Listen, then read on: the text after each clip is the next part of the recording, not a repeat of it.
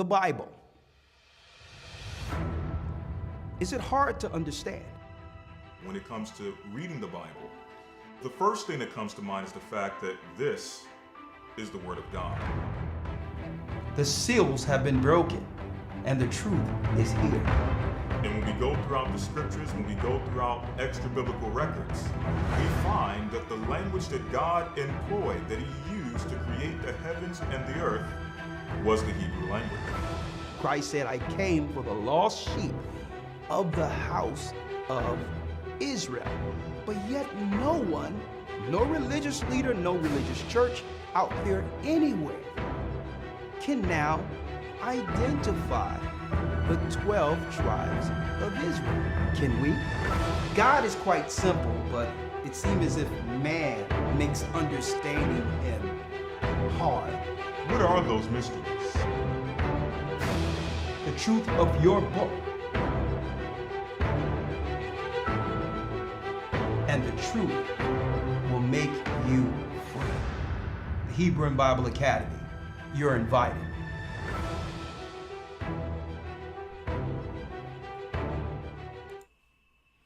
Let's go. Let's go. Blessings, blessings, blessings. Hit that like button. Come on.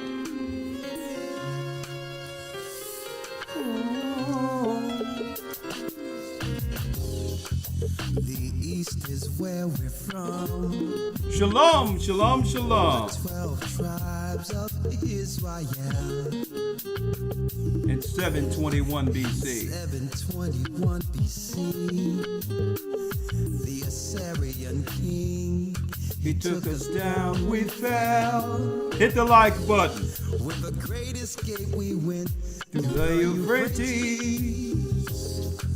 The Lord held the water still. To a land where no mankind dwelt. To a land where no mankind dwelt. We went. The 12 tribes of Israel. That's who we be. Manasseh, the Cubans. He's from Puerto Rico. The Lord is calling back Israel. The North American Indians, Simeon, the Dominicans. Our highest gathering Israel. The Arabs and Africans told us. Hit that like button. Together our wives and children then sold us. We're back. In the belly of these great ships we Traveled in fear. By the rivers of Babylon we found our brothers here. A higher gather us. Whoa. from Australia. It's the Mexicans. A highest gathering Israel. Go ahead, Barack.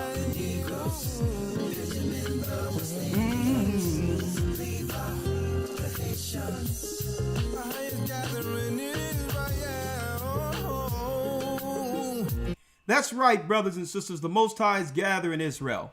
We are the elders of the Gathering of Christ Church here with our weekly broadcast. That's right. The fall of an empire. Famine. We're going to talk about this today, this evening. Thank you, brothers and sisters, for all your support. Always supporting the Gathering of Christ Church as we bring forth the truth that brings in the Most High's kingdom. The kingdom come not by observation. That's what Christ said. We sitting here waiting for what? When the kingdom is within us. It's what we do that speeds up prophecy. When we come together, when we begin to pray to the Most High, Ahia is his name, in the name of Christ. Guess what, brothers and sisters? The heavens have no choice but to respond. It's a domino effect. When we come together, the heavens begin to respond, and then the Gentiles begin to scramble, knowing that they have a short time. The kingdom doesn't come through observation. It doesn't come through social media. It doesn't come through anything but what? Bringing forth the kingdom, doing God's work on earth, which speeds up the prophecies, folks. Man, speaking of speeding up the prophecies, I have a few announcements to make. Brothers and sisters, do you notice that, and I was speaking to Elder Lawyer about this earlier, and again, thank you. Hit the like button as you come in. All praises be to the Most High, in the name of Yeshua. We thank the Most High for breath, for life, and the truth. We thank the Most High. Hit that like button. I was speaking to Elder Lawyer before the broadcast. I'm sorry we're a little tardy, but man, brothers and sisters, for the last 2 days, from the time I got up in the morning, I worked all the way to 2, 3 o'clock, 3, 4 o'clock, working in the garden, okay, turning the ground, fertilizing the fruit trees, turning the ground. Oh yeah, Elder, yeah. I also was able to find some spring onion. I got a whole thing of spring onion that I planted and I forgot it was there. I harvest some of that. So Elder Lawyer, I'll tell you what, you bring me some of your eggs and I'll bring some spring onions fresh, and they real nice too. Right? I'm going to put those in the refrigerator. You bring me some of those eggs from that chicken, and I'm going to bring you some of the stuff I have in the garden that I was able to just pull up. I have to, thank you, Nina. Bless you. I was also able to double honors, Elder. So thankful to the Most High for you. All praises be to the Most High. The name of the King Yeshua aligned with the heavens. Bless you, Sister Nina. And may the Most High bless your home. Yeah, Elder. I was just, man, let me tell you, you're out there on the grass, just clear thoughts, right? You're sitting there working the field and just thanking the Most High, for his strength and power and an opportunity to prepare before famine. Right? And I'm like, man, the Lord is great. He's doing so much for us, and we can never forget our blessings. Always, brothers and sisters, focus on your blessings. Yes, the whole world is coming down. Right. Babylon is falling. Yeah, okay. The end of an empire. Okay. But there's always something in the earth which are blessings to thank the Most High for. And it depends on what we would choose to focus on. Right? The curses or the blessings. And we choose to keep our minds on the latter. Okay? And although, yeah, I was getting back on track. Thank you. Thank you, Maria GOCC. I'm going to talk to you in a second. And thank you also, Yvonne. Brothers and sisters, I was talking to Elder Lloyd and I said, you notice that this weather just can't get right. Right? At the Passover, it was near 80 degrees. Then it went back winter. Then a couple of weeks ago, it was 80 degrees. Then it went back winter. Right? And then it was cold last week, and then it turned summer while it's spring. Right now, it's 80 degrees. Right? Right. And then in a few more days, it's going to go down to 50. And I said, you know what? What's going on here? There's no way we'll be able to get the crops right this year as far as a great harvest based on what's going on with the weather. The farmers don't know what to do right now. They're doing the best they can. And of course, you have some farmers who grow inside. May the Most High bless their soul. But we don't have those luxuries. We got ground and seeds and water, right? Mm-hmm. But the United States in particular isn't going to bring forth a good harvest this year, just based on what the weather is.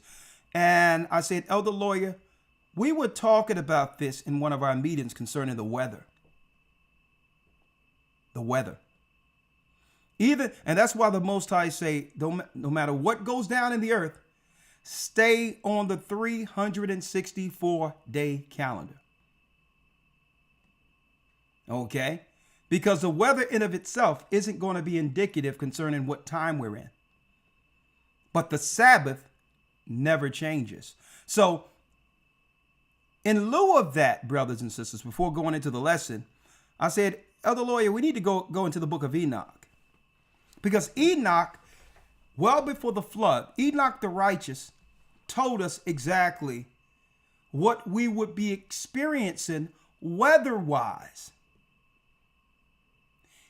in the very end of times. At the very end of times, Enoch expressly told us exactly what we're experiencing right now. Well, is it spring or is it summer? It's 80 degrees today, right? On the East Coast. Last year, REI and other people brothers called me from Texas and say, Elder, it's weird over here. It's snowing. I'm like, okay, everybody get a little snow. He says, no, Elder, it's snowing. It doesn't snow like this in Texas. So we cannot be ignorant, brothers and sisters, of the times. And I said, you know what? It's in the book of Enoch. Let's go there real quick, Elder Lawyer, to give an explanation to our brothers and sisters to understand the weather. The weather. Right? And see, and this is why it's always important, brothers and sisters, and I'm going to deal with that with the Secrets of the Times lesson this academy. Right? Because it seems as if, believe it or not, I was living in a time as a Hebrew. Let me make this clear. When there was no debate at all concerning the times of the year concerning holy days. Not one debate. It doesn't matter who the Hebrews were. It could be the Hebrews who don't believe in Christ, the Hebrews who believe in Christ, right? Different doctrinal Hebrews. It could have been Prophet Cherry or the Commandment Keepers of Chicago. There was never a debate concerning time. Why? Everyone went off of the Jewish calculation. There was no questioning Jewish people. Whatever the rabbis told them, it was what? It was the gospel truth. I've never seen Israelites debate time until the Most High gave us the 364-day calendar, which is really what he gave Moses and Enoch and all the prophets from the beginning. And now that we're following that calendar according to times, and it's showing, well, their Passover is nowhere near ours. Now it's this great debate. But we're not debating at all. Finish following what the synagogue of Satan gave you. And you're going to find that you're off. And you cannot go by the season you think you're in. Enoch told us. Let's go there real quick, Elder. In the book of Enoch, let's read that.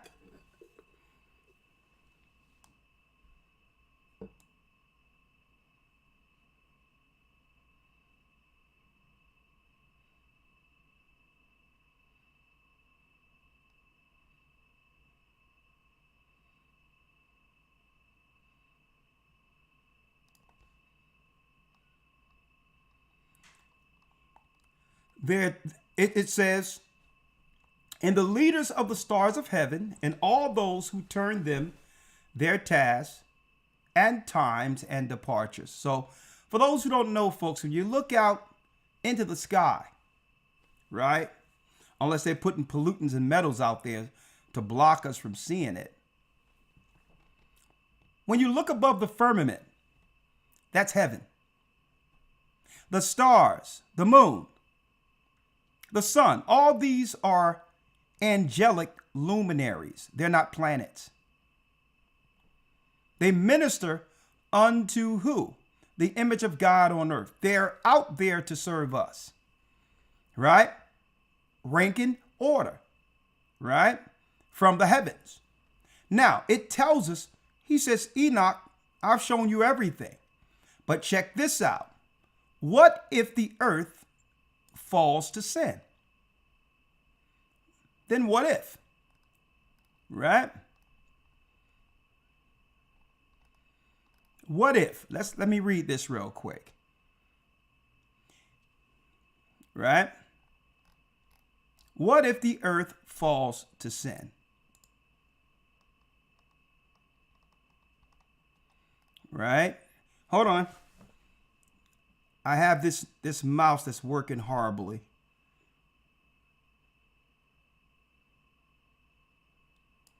Oh my goodness. I'm having this mouse problem again. All right, Elder Lawyer. Let's read the second verse on down. I'm going to try to use this mouse as best as I can. And in the days of the sinners, read it.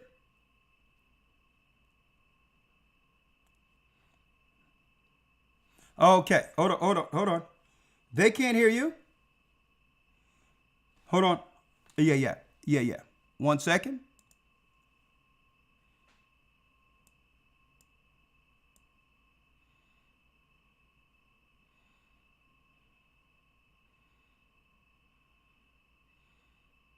Oh, that's it. All right, say something down to the lawyer. All right, mic check 1 2. Yeah, test. Mic check 1 2. They got it. That's good. All right. Yes, All right. sir. All right, Elder Lawyer, we good. All right, let's start at the first verse again. All right, the book of Enoch, chapter 80, verse number 1. And in those days the angel Uriel answered and said to me, Behold, I've shown thee everything, Enoch, and I've revealed everything to thee that thou shouldest see, this sun and this moon, and the leaders of the stars of the heaven, and all those who turn them, their task and times and departures. Their times, their tasks, and departures. So again, thank you all. So, the stars, the sun, the moon, these are all luminaries, celestials ordered by the heavens. So what's going on with the difference in weather, one might ask? Well, if I can get this, hold on. I'm going to try it this way. All right, Elder Lawyer, let's read the second verse. I'm going to do it the best I can with this crazy mouse. Read it. Yes, sir. Verse 2. And in the days of the sinners, the years shall be shortened. The years shall be shortened in the what? In the years of the sinners. Right? So the normal calculation of time, like it was from the beginning, would change as the earth sins.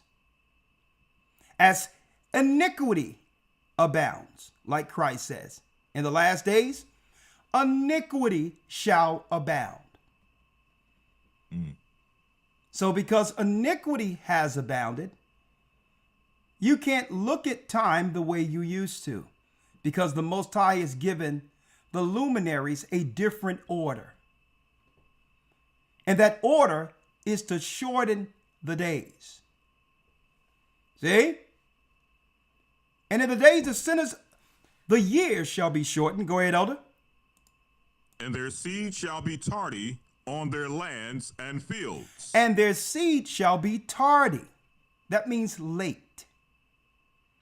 See that? So what would normally give you a good harvest, because you can't plant, the weather's all over the place, guess what? The seed's going to be tardy. They're not going to produce and yield its strength. What is that?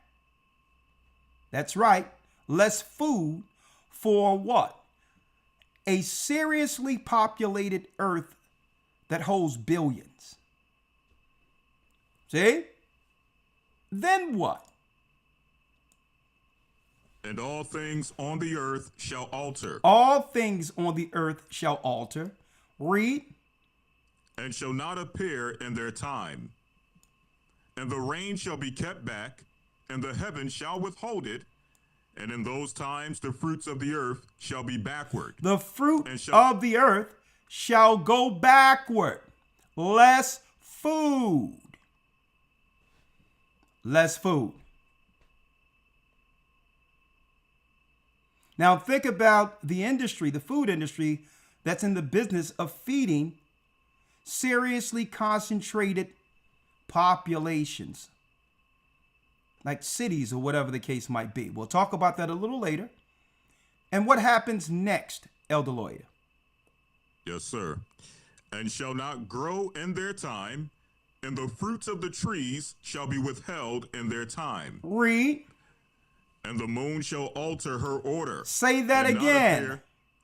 And the moon shall alter her order. So if the moon is altering her order, how can you follow the seasons according to God for holy days using just the moon?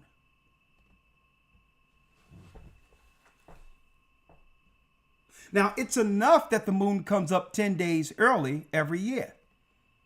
But as sin abound, the moon, that thing, what we thought would give us the normal 30 days for 6 months, 30 days for 29 days for 6 months.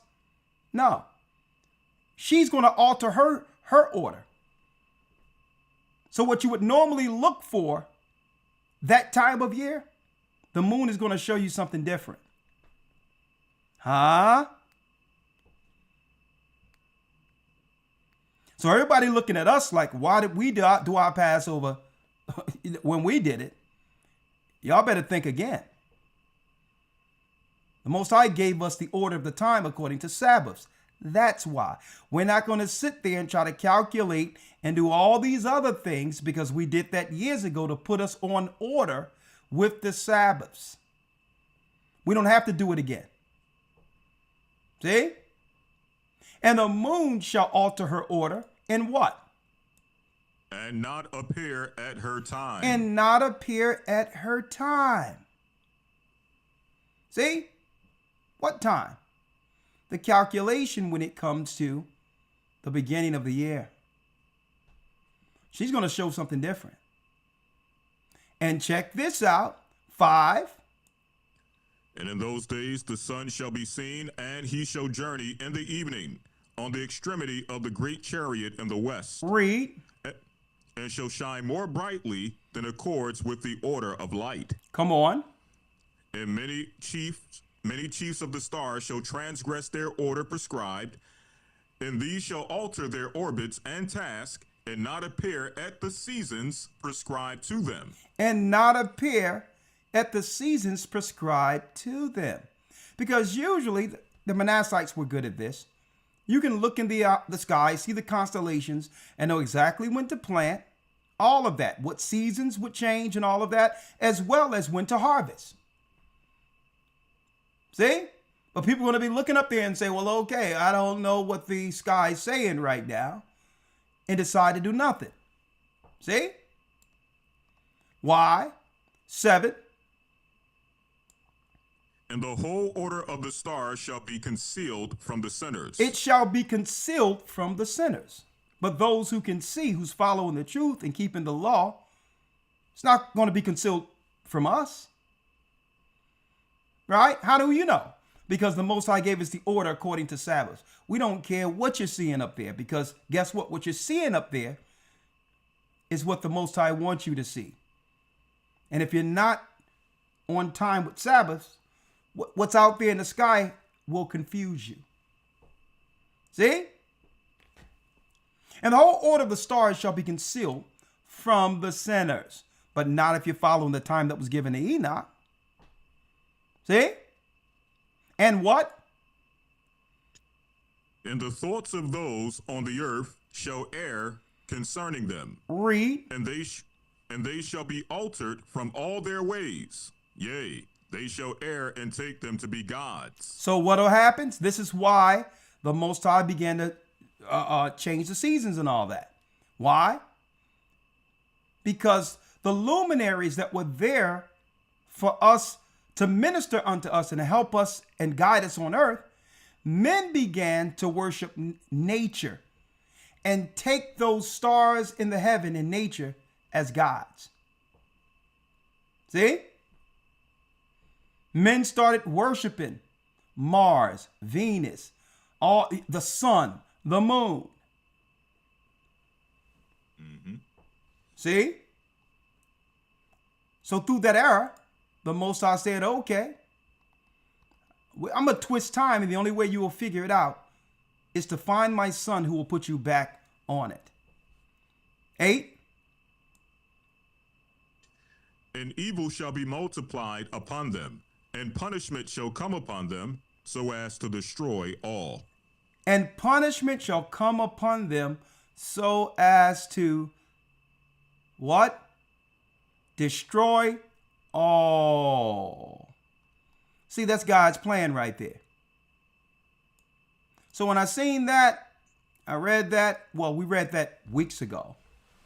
But I understand. Hey, it's springtime, but it'll be like winter one day, summer the next day. But I know what time we are according to the 364-day schedule. See? Because the Most High also gave that to Enoch, so that the righteous would not be confused in the end of days. See? But those who are not following the Most High are confused.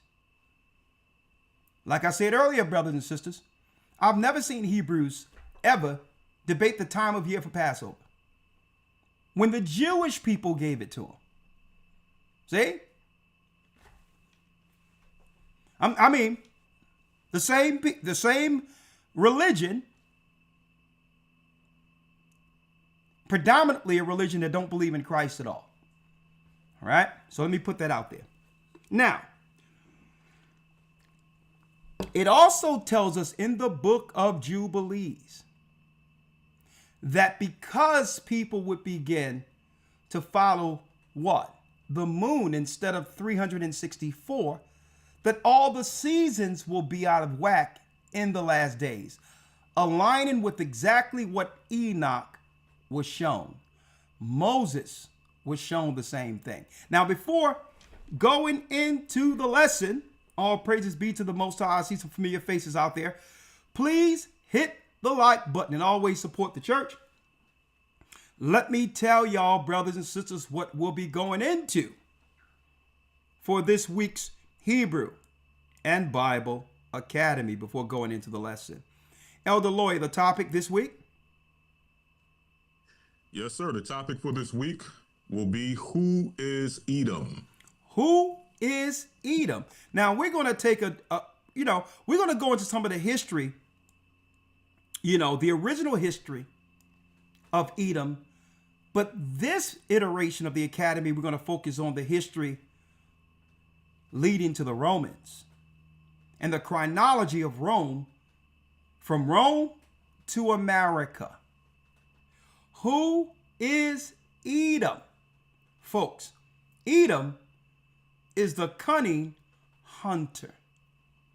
And I'm going to go into that this academy. On every level, you must understand Esau. Edom is the cunning hunter. There's so many levels to a hunter. The greatest power of a hunter is psychological. Psychological. They can set traps and have you fall into it. And you won't even know Esau set the trap. Right? Now, I'm not going to go into it tonight, but this coming Friday, because Elder Lawyer, let me put this up here. Elder Lawyer, last year doing Patreon, for the last couple of years, I've been going into how the liberal system, the Marxist system, intentionally used the law to separate black men from black women, only to make people believe that black women were getting empowered. But it was to expose these sisters to the hunters. That was the plan. They'll set a trap. And you won't even know Esau planned the whole thing.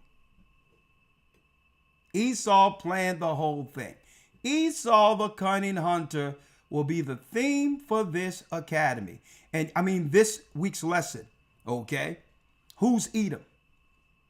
One thing about Edom, it doesn't matter what the situation, he's in power at all times. Okay? Number one, when you think about the character of the Joker, the whole character of the Joker, that's Esau. Okay? He also wants to present himself as Superman. That's Esau. But his greatest gift is what? Setting traps. Thank you, Caesar. Setting traps. Who is Edom? Now, for the last couple of years, I've been warning people about this and saying, hey, they're looking to get the DNA from sisters. They're using DMs and all that to fly sisters out and all that. Be careful. Okay. Esau's he's a different beast altogether. Okay. Jake, we understand that there's two separate rules. We can't do what Esau do and get away with it. Okay? If we do anything, guess what? The hammer, the foot immediately is placed on us, which makes, a lot of what Esau would get away with. Hey, the law is our deterrent. We don't want none of what comes with the law, breaking it, understanding that Esau will throw the book at Judah in particular, or black men in particular, right? But I'm not going to go into that today, but I'm going to talk about it Sunday. But also, Elder Lawyer, also for Patreon, I'll be back on Patreon this Friday. I will be here. And Elder Ramar and I is going to do a late Patreon type deal for Friday, okay? And what we're going to talk about, that's right, folks. Let me show y'all this. We're going to talk about that this coming Friday. What you see on your screen right here. We're going to talk about this. Right? And right now, what I'm showing you on the screen should be a case study.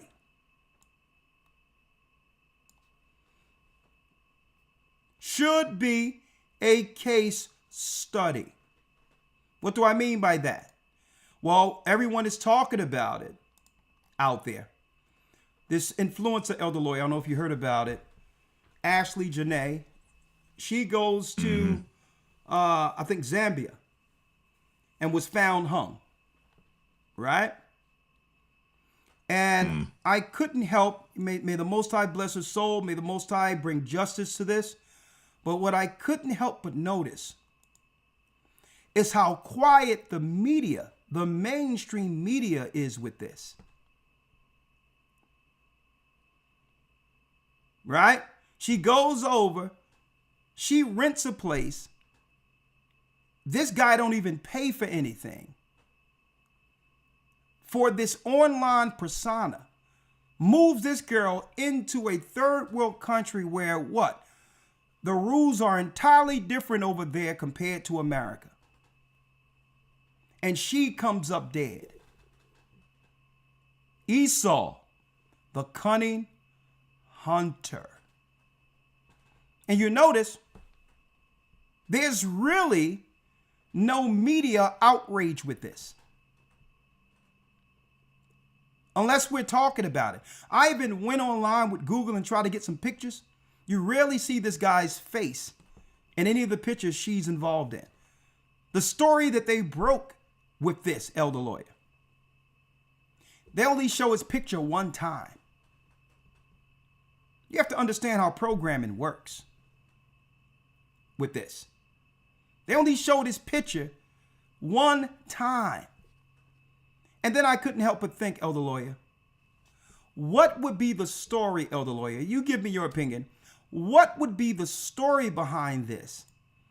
If this sister went to Africa with a black man, came up dead, what would be the story? Most likely, it would be more confirmation of the whole narrative of black women are least protected, and more so least protected in the company or the presence of another black man. That will most likely be the narrative. Yeah, but can you imagine the 24-hour circulation of media attention that would be given to this? Only if it's just to put a greater wedge between the black man and the black woman. Mm-hmm. Right. Around the clock. His face would be up there. It'll be dark and all that. And they'll have to go into his past and all this stuff. You would have these white nut job liberals putting flowers and doing vigils and all of that for the sister. So I'm going to be talking about this on Patreon this Friday. Because if you really want to get rid of the children of God, you must focus on the womb that delivered the prophets. See? They don't got to fight the man. If they can get to the woman and stop her womb from producing God's people. Or, hey, and guess what, folks? I'm going to tell you. You can forget about it. These third world countries, the story can be whatever they agreed upon. The police are corrupt, all of that. The government in those particular areas, when it comes to the magistrates, they're corrupt. There's nothing to pay these people off to write a report. Unfortunately, that's the way it is. And I'm going to be talking about that. Esau the cunning hunter. If you're going to get away with something, hey, taking someone to a third world country. And I'm not saying he did it. I don't know. Everything they're saying could be true. But Esau's the cunning hunter. Okay. And unfortunate, and I'm going to be talking about that this Friday. And guess what? Everything that I'm talking about is in the Bible. It's in the Bible, folks. So I know a lot of people are trying to give this sister a hard time, Elder, talking about divester and some of the things she said online and all this. Folks, let me tell you, that's one thing about online. Every last person who's living have said something and put something out there that they would regret if people knew what they said back then. That's everybody. Everyone has spoken out of turn, or while they was feeling a certain type of way, said something they shouldn't have said. Okay, but the internet won't let it. Hey, the internet is undefeated. But you want to go back to what she said about black men and all that. How many times brothers have said something, negative about sisters, but they know they still love sisters. But the anger at that moment, that's what the man was expressing at that moment. I just want to put that out there real quick. So I'm not here with talking about her sentiments of divestors or whatever the case is. I'm just dealing with it from a different angle, brothers and sisters. To say a trap was set. And that trap is psychological. If you can separate a person from their protector, now she's vulnerable. She's vulnerable to be destroyed and what? Discarded. That's the point. And I just wanted to put that out there. I don't want to talk about that too much because really, we're going to deal with that Friday. We're going to deal with that Friday. But I need y'all to check out, folks, how on cold the international media is and the American media is with this. How on cold. Guess what? They're not going to say much. And guess what? You can expect him to get off from this. You can expect it. And the story going to go away. And there's going to be some divester conversation next year as if this never happened. But this is how Esau set a trap to destroy the daughters of Zion.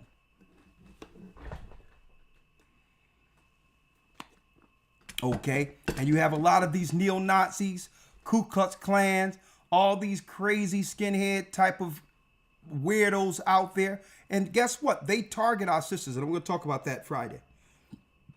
This is Ramar here. Let's see. Okay. And again, I'm going to say this. I don't know what happened. There's alleged accusations out there. I don't know what happened. All I know is that she was found hung. And the majority of the things out there is alleged, right? Only thing I can say is allegedly. But hey, let's see if he go to jail. Let's see if anything happens. We'll see. All right. Elder Lawyer, let's jump right in. All right. Yes, sir. Let's jump right in. We're right on time. The end of an empire.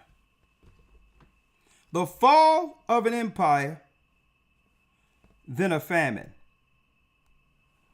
The fall of an empire, then a famine. All right. Now, how do you know an empire is in trouble? Thank you, Sister Serena. Bless you. How do you know when an empire is in trouble? Fair use. For educational purposes and prophetic purposes only. This is when, Elder Lawyer, you know an empire is in trouble. When your president, the president of the United States, does and says things like this.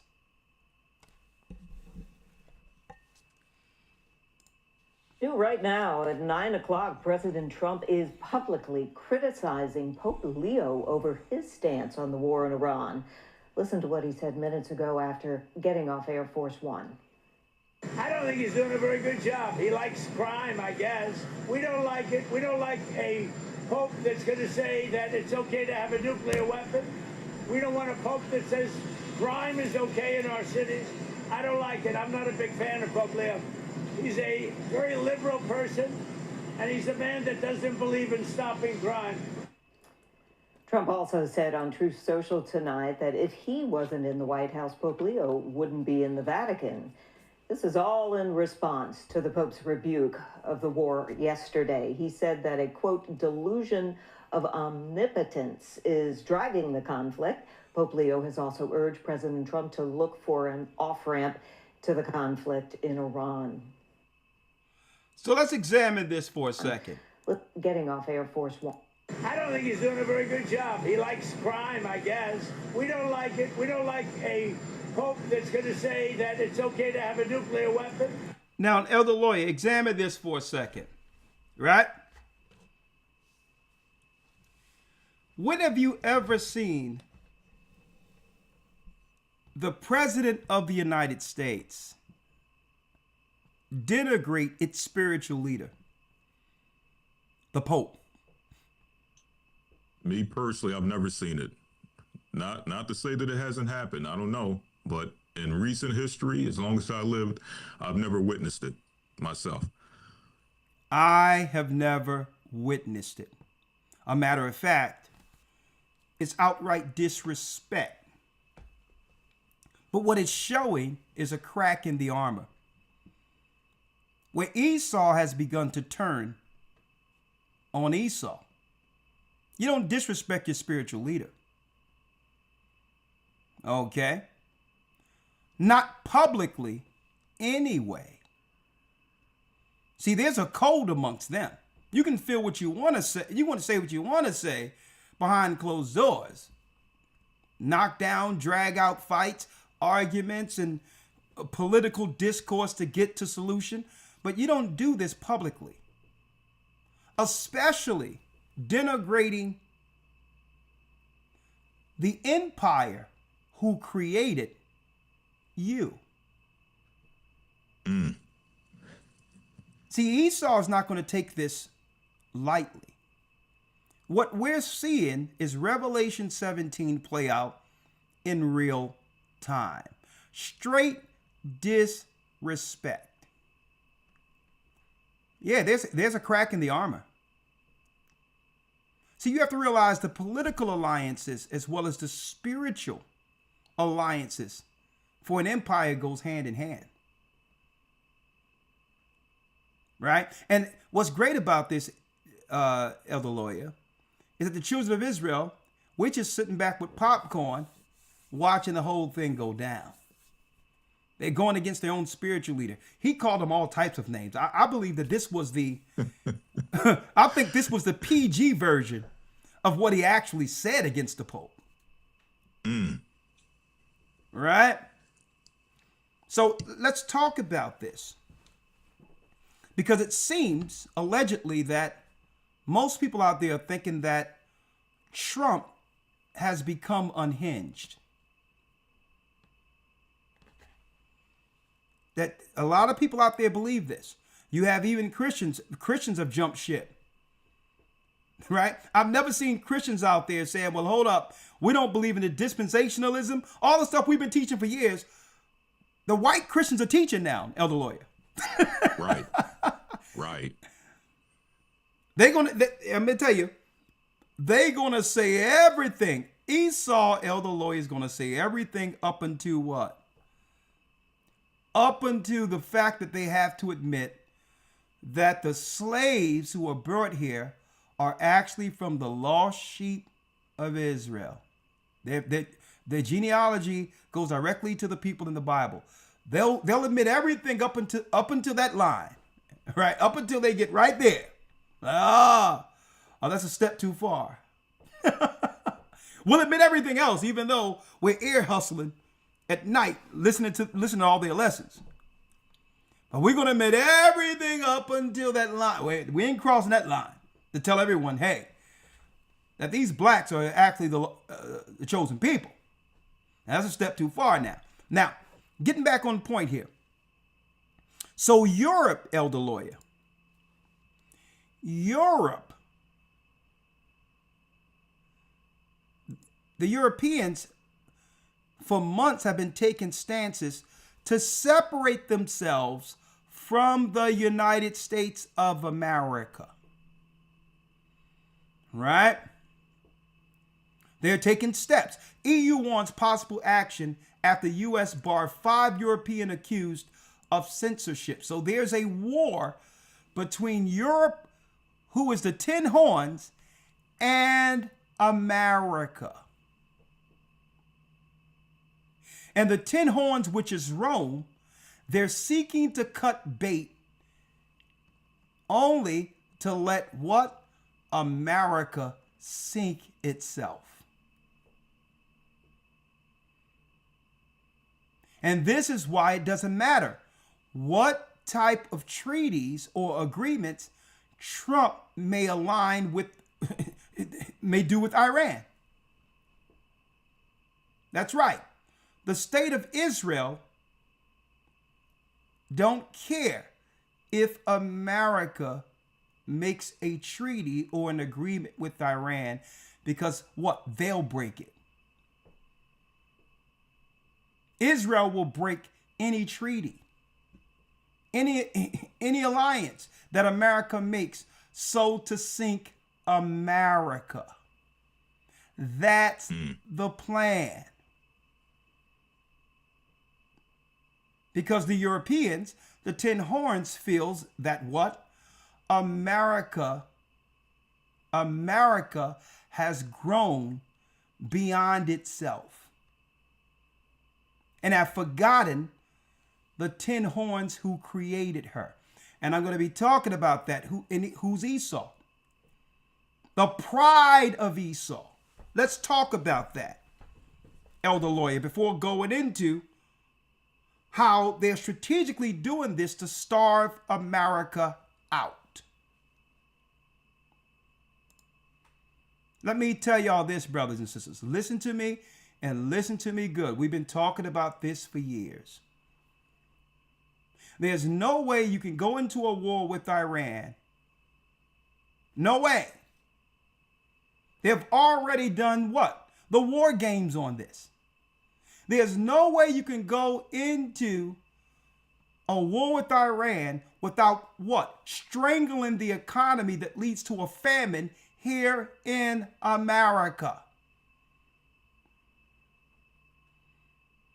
They've already did the war games on this. They know the domino effect economically for America if they go to war with Iran. They knew this.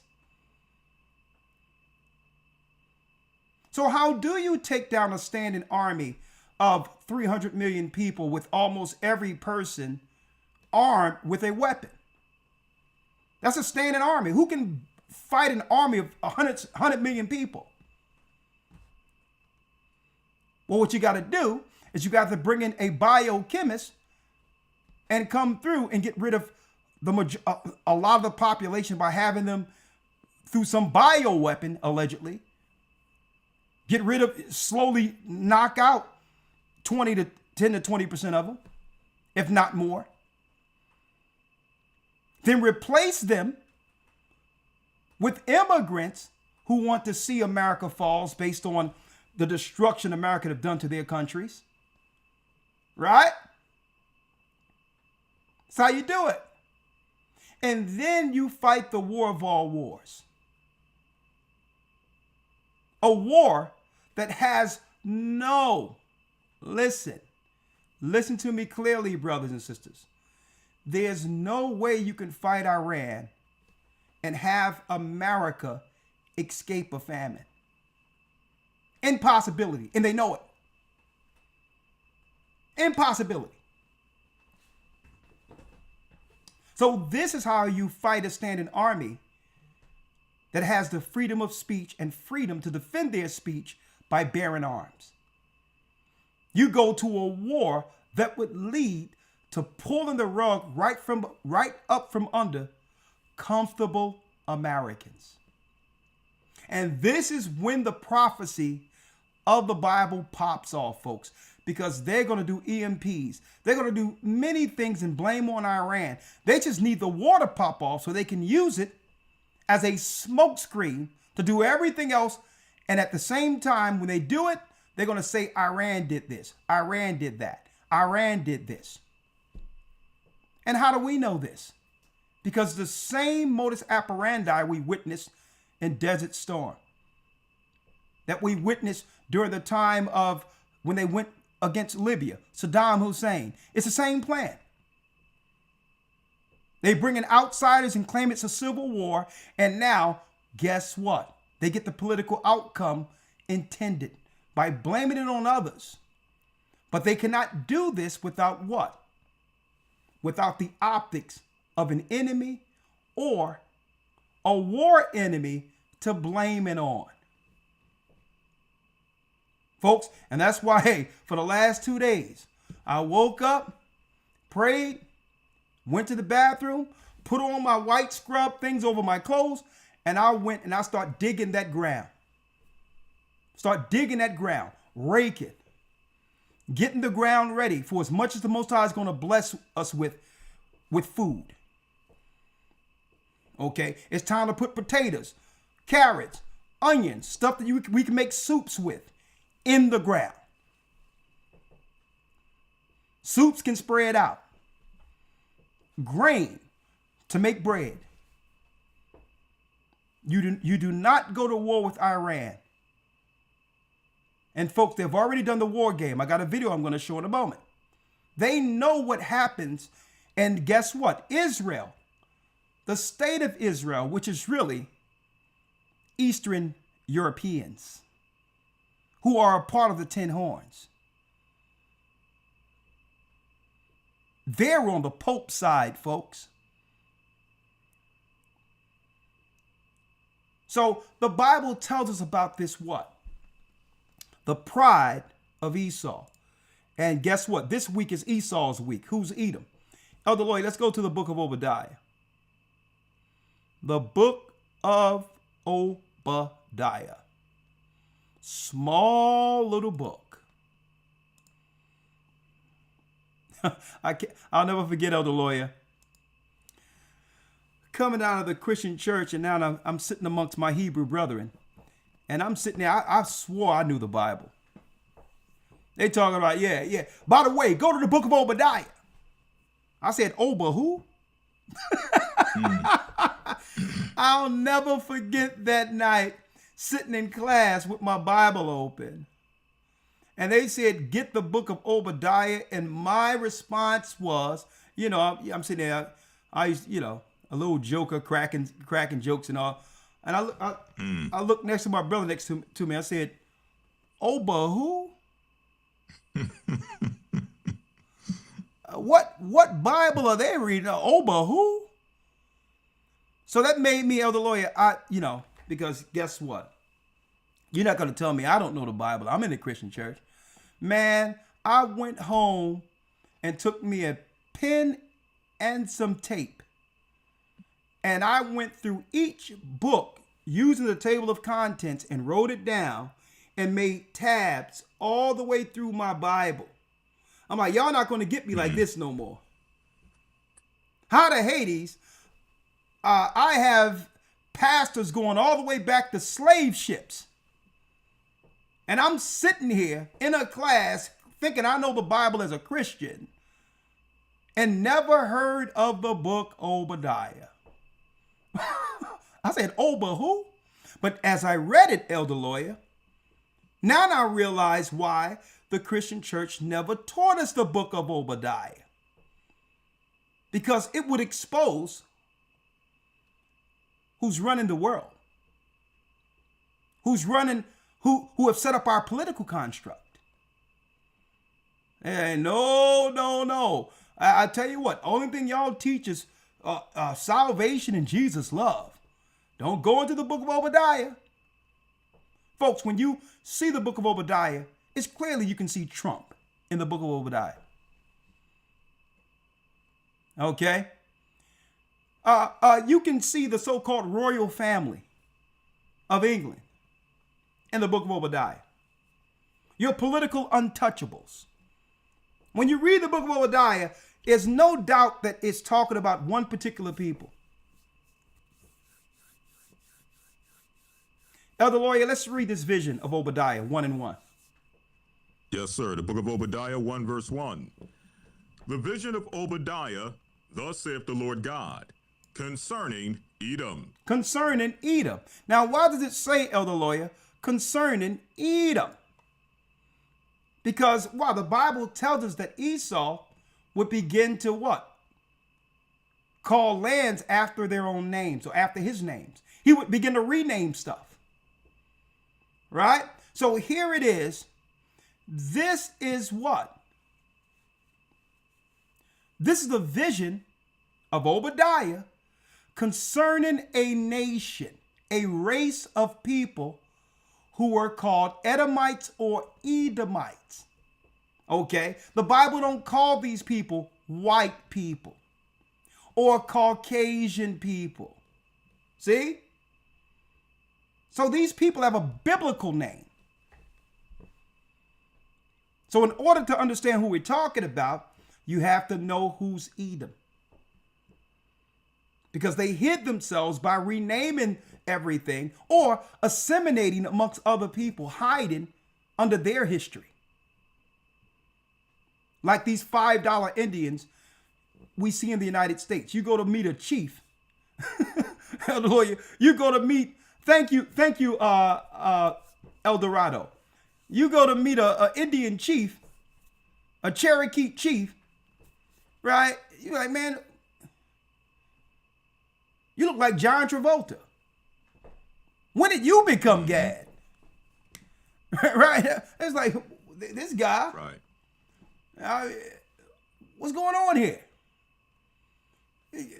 Tom Cruise is a chief of a whole tribe now? So you understand?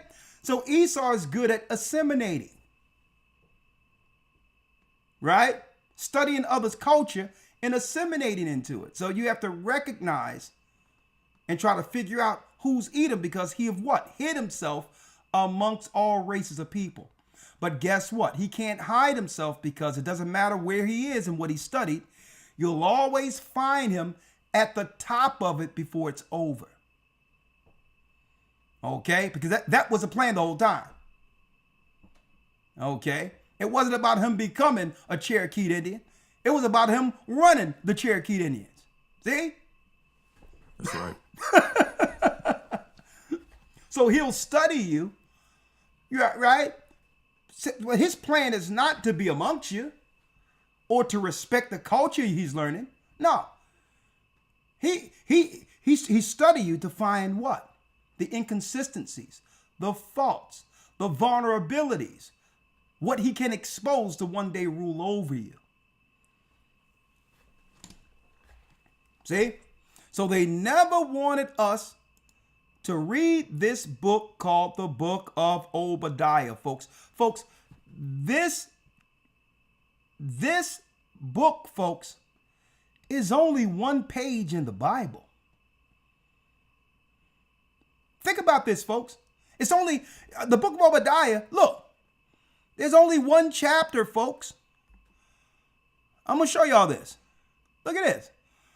There's only one chapter in the Book of Obadiah. You would think that they would just allow us to read this one chapter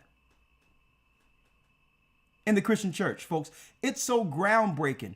It's so exposing when it comes to pointing out Esau that they said, you know what? We're not even going to teach this in our theologian schools, even though it's only one chapter. Right? Let's read it, Elder. Obadiah verse 1. The vision of Obadiah, thus saith the Lord, concerning Edom. We have heard a rumor from the Lord, and an ambassador is sent among the heathen. Arise ye, and let us rise up against her and battle. So it says an ambassador is sent amongst the heathen. Heathen are the Gentile races Esau is in confederacy with. These are all the nations who've aligned themselves in a confederacy, and with that agreement, they all rule over the who? 12 tribes of Israel. That's the agreement. Esau is the head of it, but all of them agree to benefit from what? The cursed people who went against their God, written in the Old Testament. All of these Gentile nations are in agreement that they can benefit from the 12 tribes of Israel who built Egypt. See? But now, an ambassador is sent amongst the heathen, and arise ye and say, listen, we're not with this agreement. That ambassador is not Gumnonasa. That's a false narrative. The ambassador that's sent among the heathen and say, we'll fight them, we'll fight Edom. Folks, that's Iran. Iran is the ambassador amongst all the Gentile nations who are saying, what? I don't care what the agreement is. We'll fight them. How do you know this? I'm going to show you all this coming Sabbath. It goes straight to what? Isaiah, the 13th chapter. The rest of the nations are scared. And Iran is saying, well, no, we will be the ambassadors. We will, this is what Iran is saying. We'll represent the empire of justice in the end days. Now, Iran don't know. They know what they know. But Iran can never outsmart Edom. Okay? Iran is just a proxy to take out America. So that Europe can become the next superpower over America. See?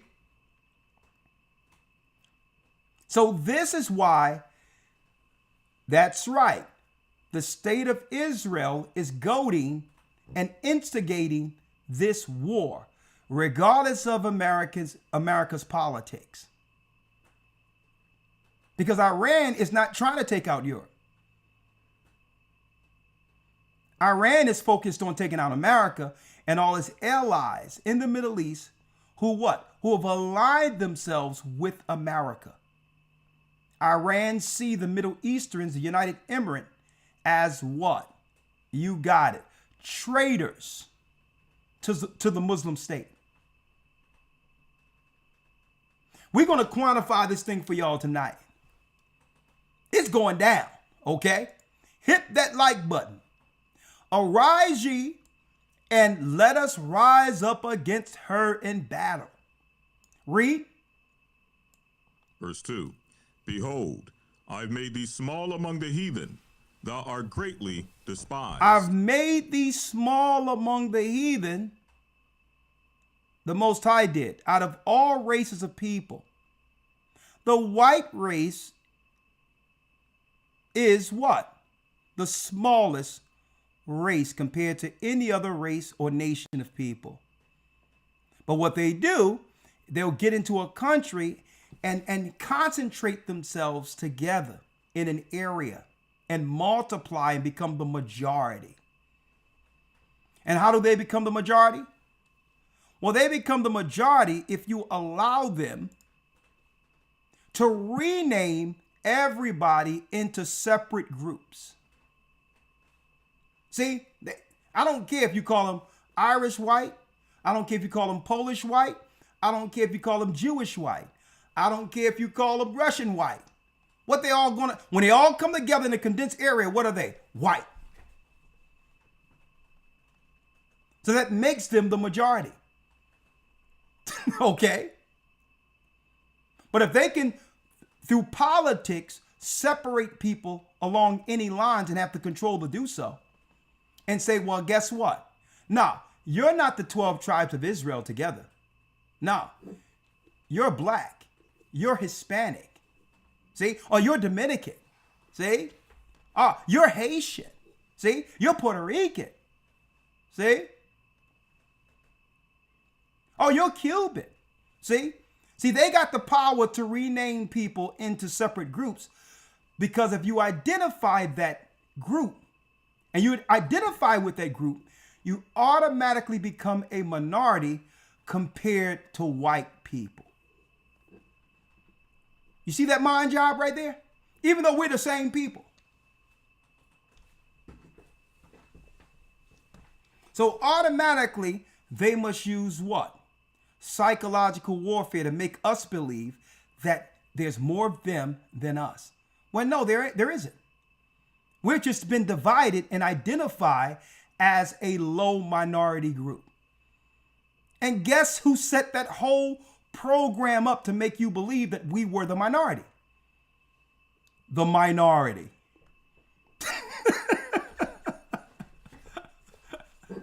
Right? I need y'all to think about that. All day they call us minorities. And I'm like, well, hold up. What type of psyop is this? The Bible says, behold, I've made them, Esau, small among the heathen. That means if you compare white people as a race in comparison to the other races in the Bible, they are the smallest race on earth. And then they'll divide you not just on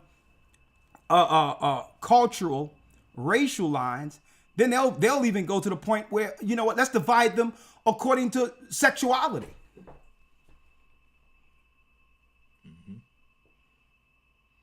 I mean, what type of nonsense is that? That someone is identifying based on what they do privately in their own beds. Straight nonsense.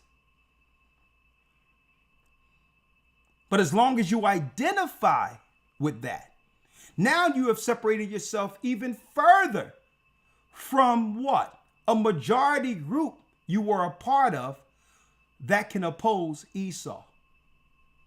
See? He's greatly despised. Read on. The pride of thine heart have deceived thee, thou that dwellest in the clefts of the rock. Thou that dwellest in the clefts of the rock. Another clue. Who was in the rocks? The Caucasus Mountains. Even Alexander the Greek. He was coming down a mountain actually with leopard skin, and his horse had leopard on it. He would have secret meetings in caves. Then you go all the way back to Mount Seir, where Esau connected with the Canaanite god, Satan himself. Folks, and y'all can say what y'all want, think what you want. That God is Yahweh. Do the research. Yahweh is the God of the Shashu.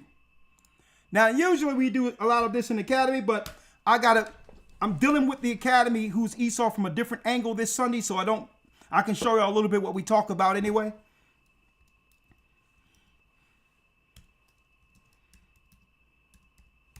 Right?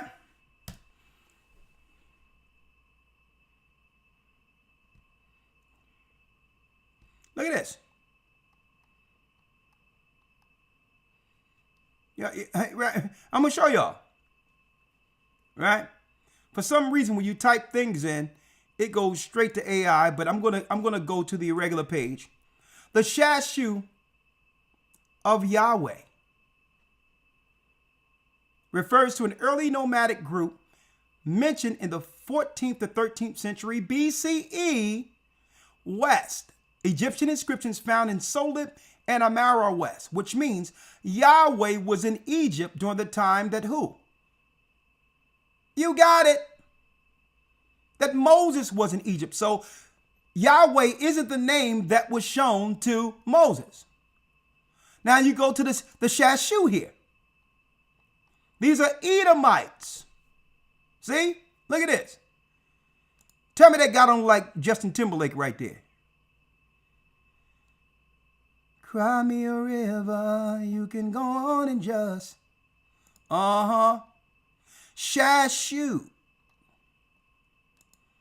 And who is Shashu? Look at this.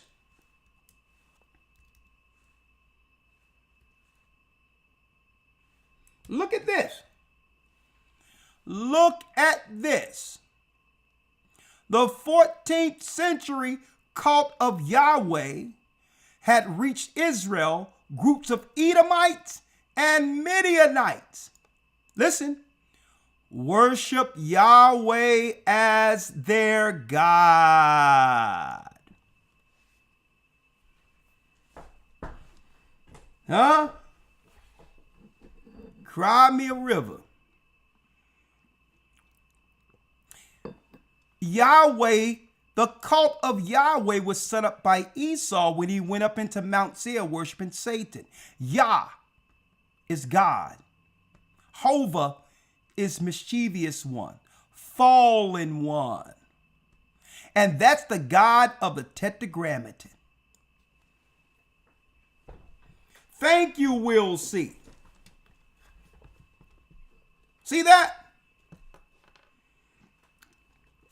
Now you see why the enemy would love to go against the church in the work. We've exposed the God that's worshiped amongst Jewish people as well as Hebrews. And they'll swear by Yahweh without understanding its history. Huh? Yahweh is the God that Esau dealt with in Mount Seir from the land of Canaan. The Shashu the Shashu, Esau.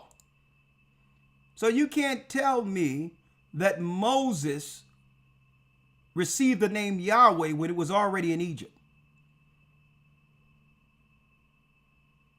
Yahuwah is another name, Elder Lawyer, for the Tetragrammaton, correct? Yes, sir. Yes, sir. It's another pronunciation according to the vowel points. Okay. Now, Elder Lawyer, if you will, let's go back to the book of Obadiah. The pride of thine heart have deceived thee. Will you get a chance, Elder? Read it. Yes, sir. The book of Obadiah, chapter 1, verse 3. The pride of thine heart have deceived thee, thou that dwellest in the clefts of the rock, whose habitation is high, that saith in his heart, who shall bring me down to the ground? Now, as you can see, Donald Trump, one thing I can respect about Donald Trump, he's operating in the full authority of Edom. And he's unapologetic about it. And that's why, guess what? I can respect a politician who's what? Who say exactly what's on his mind. Because the majority of the politicians out there, they're saying one thing but doing another. Right? And I'm going to tell you one thing about this Trump. He's unapologetic. Whatever he feels, he's calling the Pope all types of names. Okay? Right? And he's doing what he's doing.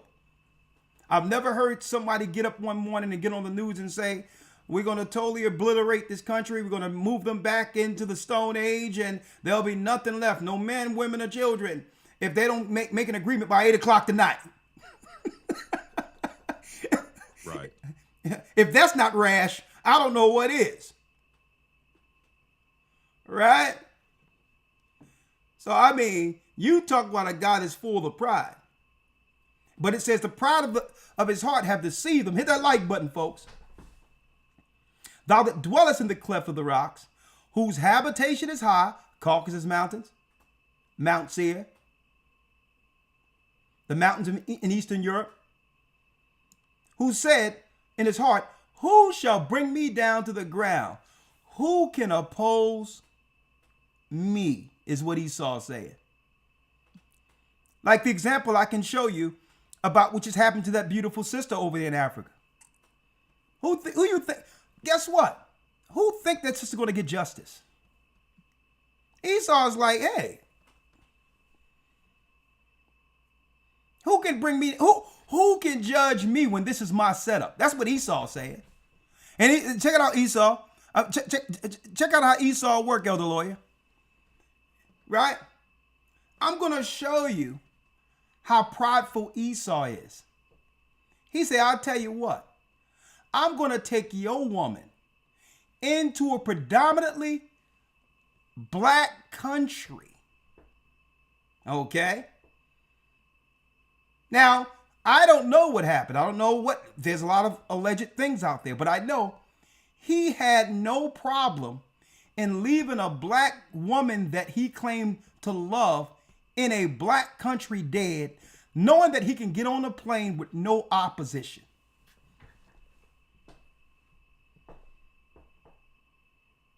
Now tell me that's not some pride. Like, yeah, this would happen. He claimed she hung herself and say, well, and I know the police were saying, we got to do an investigation. And Esau was like, go ahead, do your investigation. Give me my passport. And guess what? I'm going to be on first class, chilling, going back to America. And he know he can do that in a black country and get no pushback. See? Esau's like, I write the rules here. You see the skin I'm in? Give me my passport, huh? All right. Give me my passport. As a matter of fact, on my way to the airport, make me a cocktail and put an umbrella in it. Okay? That's how prideful Esau is. He can go into a predominantly black country, have a sister die there, and get on a plane and not have to worry about nothing. Check that out.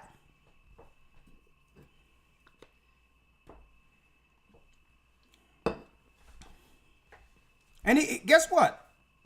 I bet you there's no sweat on him at all. He'll probably do the thing, the tearful thing when the cameras are rolling. Right? That's why I say Esau, he's something else. Who shall bring me down to the ground? Esau's like, listen, I'm in control. A lot of people think that the white woman is in control. No, the white man has always been in control. This is his empire.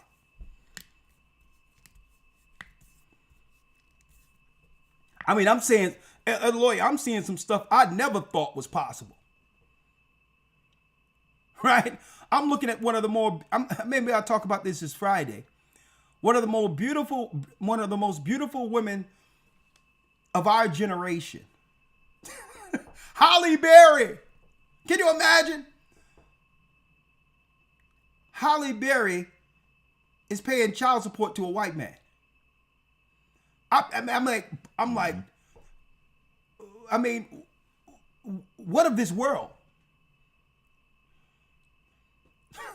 I'm like, what? Boo. Esau's like, I'm running this. The rules are different for me. Okay. I'm like, where they do that at?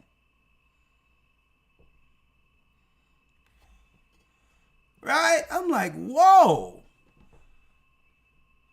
Man, Esau, man, I'm going to tell you, he's something else. He's like, listen, this is my stuff. Who shall bring me down to the ground? And guess what? Let me tell you, this embodies Trump. We got the greatest military. We got the greatest this. We got the greatest that. We do what we want. Oh, you got something to say? We're going to put tariffs on you. We're going to tax everybody. He kind of remind me of Augustus Tiberius when it comes to his political thing. Tiberius was about taxing everybody. We got a disagreement? Tax it.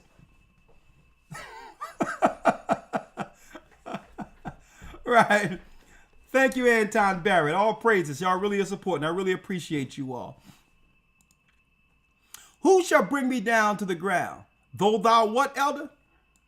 Though thou exalt thyself as the eagle. As the what? As the eagle. And though thou set thy nest among the stars, thence will I bring thee down, saith the Lord. Oh, shucks. But guess what, Esau? You have a problem. Our God, and his name is Ahiah. The Most High says, though thou exalt thyself as an eagle, and when you start putting your space junk out in heaven, that will be the beginning of the end of your empire. And ever since they began to build stuff out there beyond the firmament, this empire have been coming down ever since. And it started with what? It started with the Most High waking up the tribe of Judah right here up under your noses. That's where it started. When it says, thence shall he bring you down? Well, in the womb of our mother Rebekah, when Esau came out first, Jacob took hold of Esau's heel. And guess what? All we had to do was figure out who we were. And when we got the truth and understood who we were, we began to expose the lies Esau have always hid behind, whether it be his American watered down white history or his fake satanic Jesuit Christian theology. It was Judah exposing it all, exposing him as the Wizard of Oz behind the curtain with no power.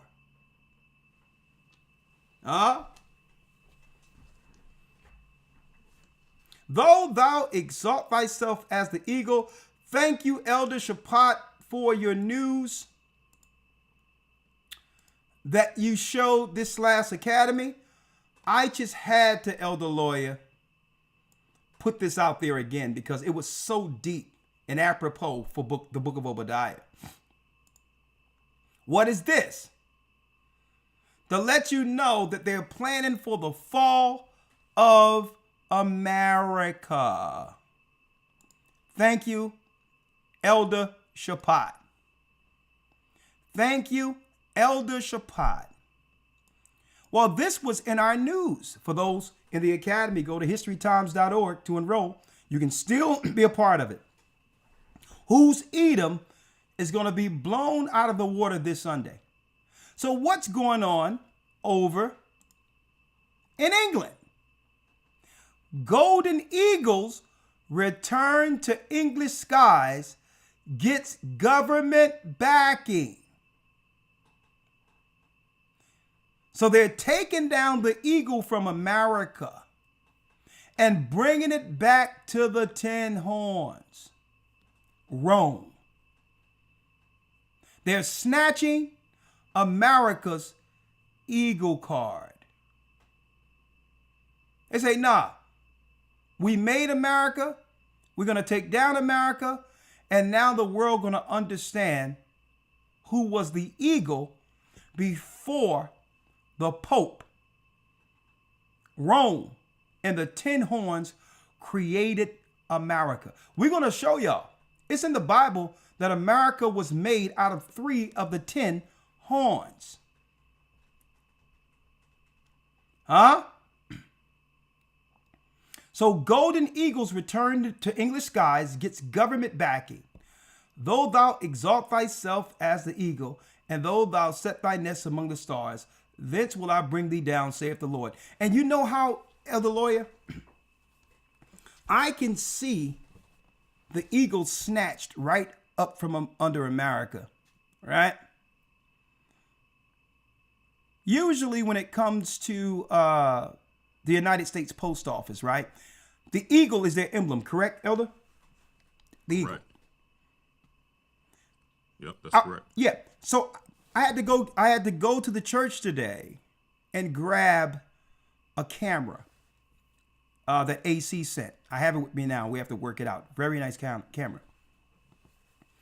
And on my way, I noticed that, I noticed some stuff. Some anomalous things that I just logged. Some things I don't think about at all, but this just stood out at me. There's a truck, has the eagle on it and all that, United States Postal Service.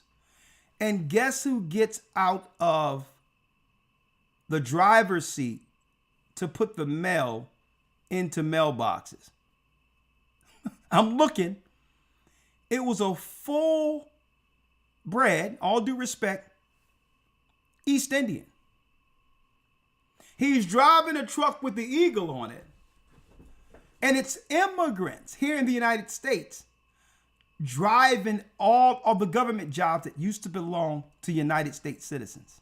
And I'm like, man, is that not ironic? The fact that they got the eagle there, and the eagle is fallen because they've replaced all of the people who made America what it is with those of other pedigrees and cultures. That's how you what? Destroy the culture of an empire. You snatch its spirit.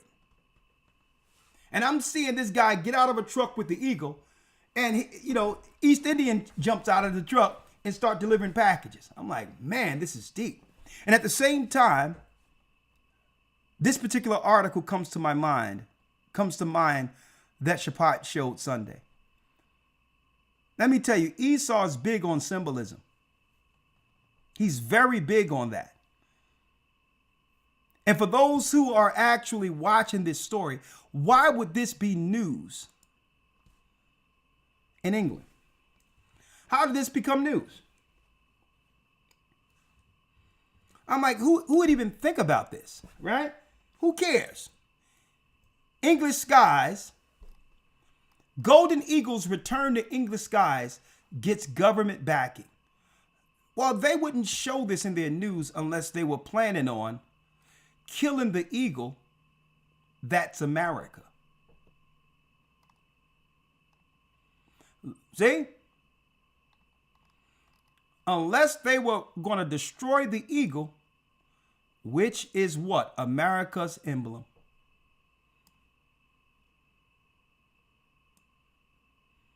See?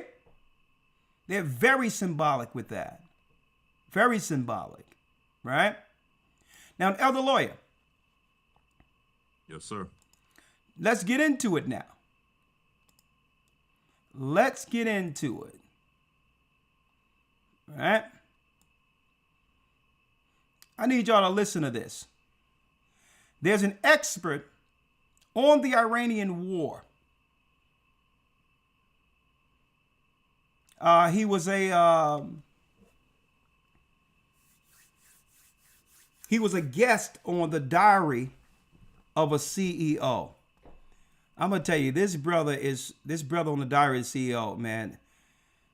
He's one of the better interviewers I've seen. But I'll tell you, he always asks the perfect questions.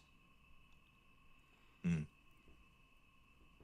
So he asked outright the strategists and others who have history in understanding the rise and fall of empires. What happens if they continue in this war with Iran?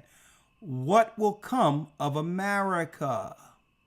And I don't have to tell you, it's everything that the Most High has been showing us for years.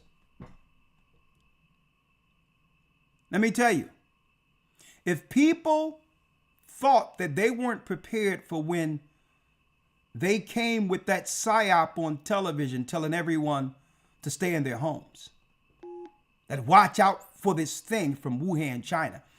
If the people of America in particular, if you think you weren't prepared for that, you are definitely not going to be prepared for what comes if they continue this war in Iran. And guess what? The war never stopped. Okay? So we're going to take some pieces from this. I'm going to keep it still so that no one can, I want to make sure I say fair use in others so not to get a strike. But it was some key information that, brothers and sisters, you all need to be aware of. And not just be aware of it, act on what you're actually getting here. Do not sit on your hands and believe that the Most High is going to guide you through something that you didn't prepare for.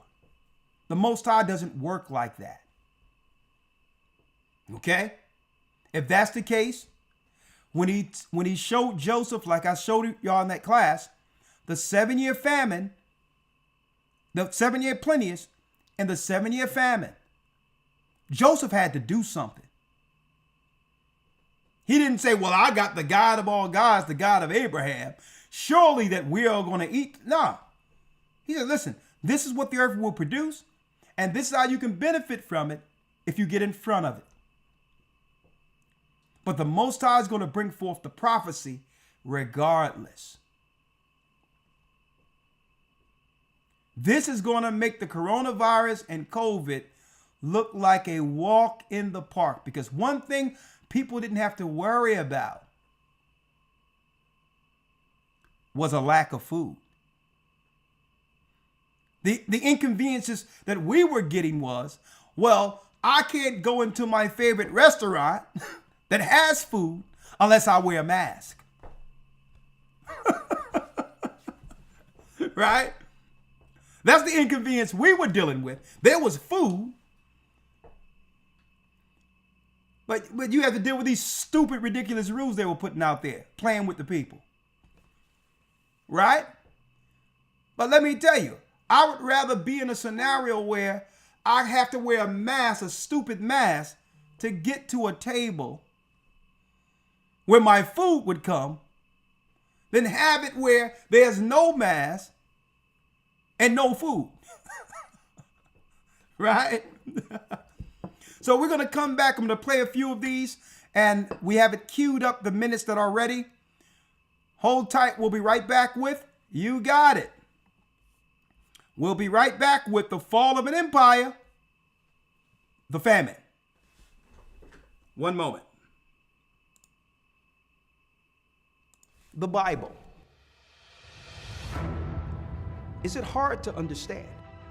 When it comes to reading the Bible, the first thing that comes to mind is the fact that this is the Word of God.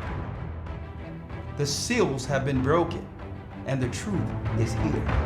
And when we go throughout the scriptures, when we go throughout extra biblical records, we find that the language that God employed, that He used to create the heavens and the earth, was the Hebrew language. Christ said, I came for the lost sheep of the house of Israel. But yet no one, no religious leader, no religious church out there anywhere can now identify the 12 tribes of Israel. Can we? God is quite simple, but it seems as if man makes understanding Him hard. What are those mysteries? The truth of your book and the truth will make you free. The Hebrew and Bible Academy. You're invited.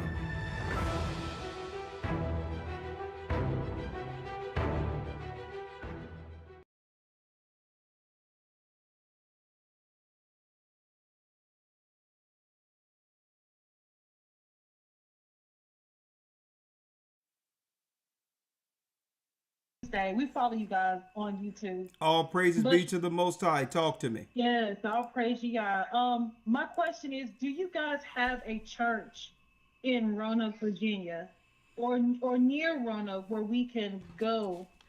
We can go to one of you guys' church. We're trying to relocate to be near like-minded family. We don't have a church here in Roanoke. Okay, I can really connect you with the DMV body there. You can choose which of the churches you would like to go to. Okay. All right. Yeah. All right, real quick. What is your name? Nick Courtney. Hold on. You can go to one of you guys' church. We're trying to relocate. Do me a favor. Cut off, mute the YouTube real quick for me. We don't have a church. Okay, I can really connect you with the DMV. Hey, sister, can you mute? Okay. Can Yeah, you mute the YouTube? Thank you. Okay. Hold on.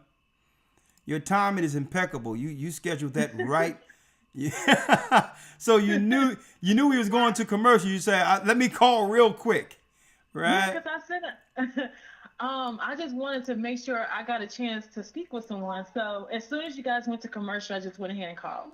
Your timing is impeccable, sister. And I'm going to tell you right now, sister, there's no better time.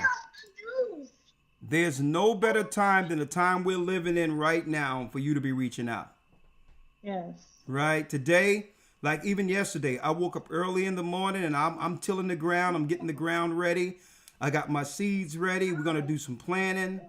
I mean, sister, the Most High blessed us with a place where we can have animals and all these things. So it's time. And above all, it's to get with like-minded people in the spirit of the Almighty who can pray together, because we're going to need prayer through this. Right? Yes. Okay. Those children should be asleep. What time it is? They should be asleep. They won't go to It's 9 o'clock. 9 o'clock. You got your babies operating like that? Well, no, look, their bedtime is at 7. Where they father at? I didn't hear you. Where the dad at? Dad's at work. Hey, let me tell you, when I was growing up, I'm gonna tell you, my father go next to this belt where that belt buckle was. Tight. It's time to tighten something up around here. They normally do good. They normally sleep at 8:30. So I don't know why they're up tonight. Hey, listen, sister, they showing out because dad ain't there. You're gonna have to, you have to do something. You know what I mean? This time of night. But anyway, let me get your name. Nick Courtney. Okay, Nick Courtney. Hold on.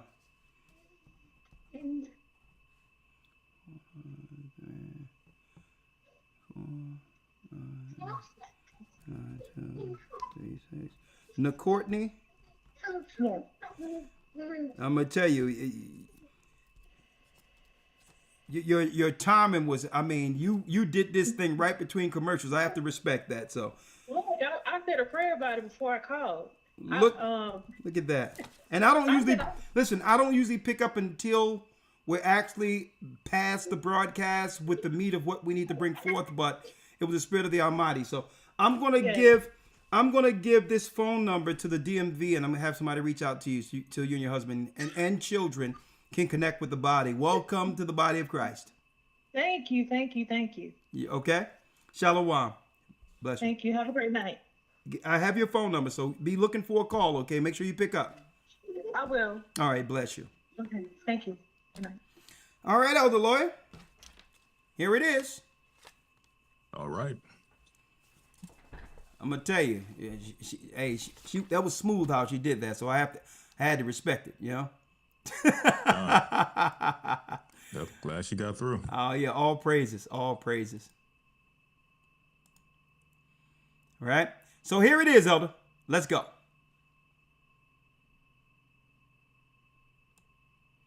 The diary of a CEO. We're not weakening Iran. So there's some few parts I want to get to, right? A few parts I want to get to here, right? And I'm going to use it still. I'm going to have it still while people hear key parts of this. Fair use for educational purposes only, and prophetic purposes also. Fair use. Iran, we have strengthened Iran, and we can't stop their drone attacks. And what you're seeing is far more chaotic decision making is happening in the White House than it's happening in the government of Iran. And it's evidence Trump is losing power. So when I look through the response to the last conversation, the audience had lots of different types of questions. Like there's 90 odd million people stuck right in the heart of this that often don't really have a voice. What do you think happens next for them? And what is Israel's role in this? Well, Israel's playing two roles here that have not helped us correctly assess the situation. And we'll talk about that. And then what do you think happens with Europe? NATO is, for all practical purposes, dead.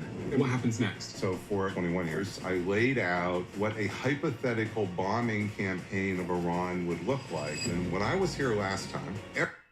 So there's three separate phases, Elder, in this. And I need you to hear this. You can hear it fine, right?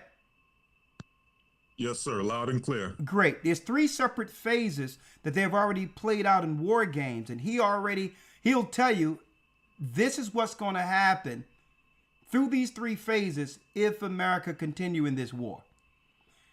So it doesn't matter what they're saying to the media here in America to make us believe that everything is fine. It's Iran who's the joker here.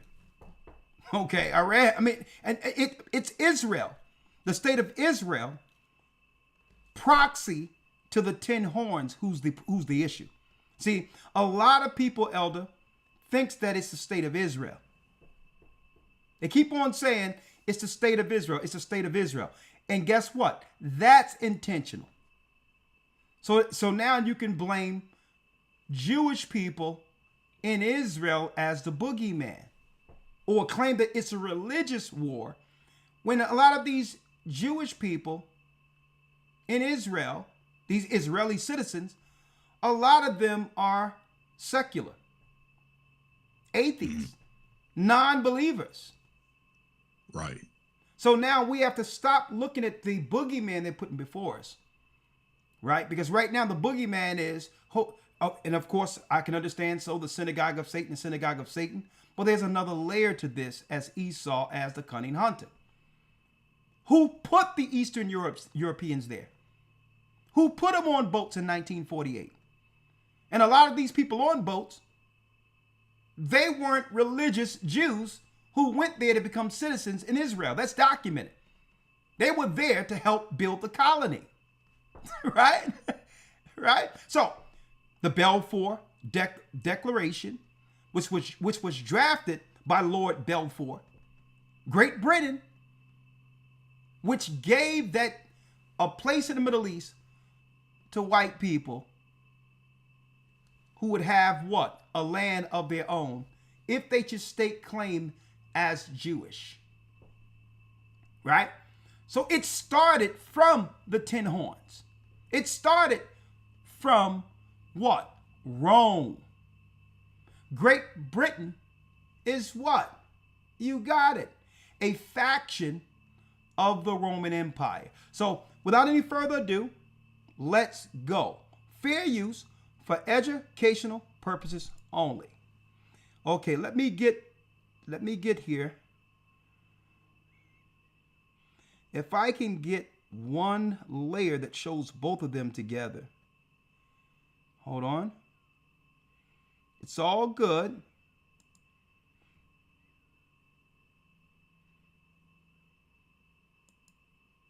Yeah, this is good. Fair use, educational purposes only. Okay? I have to keep it still shot, brothers and sisters, for the sake of YouTube guidelines. Okay?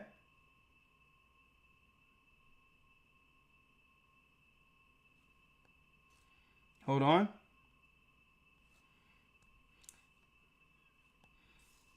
Right? Let's start here at the 15-minute mark. Fair use for educational purposes only. So there's 3 separate levels to this war and how this war will affect America. Fair use. Now we're back to... Hold on. Right here. What do you think happens next? We are at a fork in the road. When I was here last time, I was walking you through the 3 stages of the escalation trap, and you kept pushing me, tell me more, tell me more. I was a little bit reluctant to do that. Well, there is a stage 4. For anyone that didn't hear that episode, could you give us a 1 sentence on stage 1? Yes, stage 1 is America bombs, does leadership change bombing. We hit targets, kill leaders, but the regime actually evolves and is stronger than before. Stage 2 is that then stronger regime lashes back with horizontal escalation and takes the Strait of Hormuz, at least initially takes the Strait of Hormuz. And then stage 3 is that's the ground option to start to take the Strait of Hormuz back. And that's exactly what you saw play out in the first several weeks of the war. Stage 3 was about the Marines. The Marines hadn't even moved yet. And I'm telling you, the Marines are likely going to move. There's going to be movement to ground options in stage 3 here very rapidly in this war. At that point in time, when we had our first discussion, you wanted to push for the future. And I said, no, we need to wait. And the reason, Stephen, is because what you're not seeing with me is throwing random darts at the future. I'm doing risk assessment out about as far as you can have stable predictions. And in war, that usually means 2, 3, 4 weeks. It doesn't mean we can say where we'll be a year from now. Here, though, now that we're in 40 days, we're at a different point. We've clearly passed stage 1. We're past stage 2, where they control the Strait of Hormuz. We've bellied up to stage 3, the ground operations. Now we're at a branch, a fork in the road. There's no way to go back to February 27, which is the pre-war period that many people would love to go back to. I, too, would like to go back to February 27. That's not the future. What happens at this point on in the modeling is a branch. Either we go through with the ground war, or Iran becomes an emerging, not right away, 4th center of world power. That is the branch that we face now. This branch is becoming more evident hour by hour. Explain that to me. So everybody now knows that Iran is controlling the Strait of Hormuz and controlling shipping, that selective blockade. I'm taking it a step further. That's not just about insurance rates of shipping.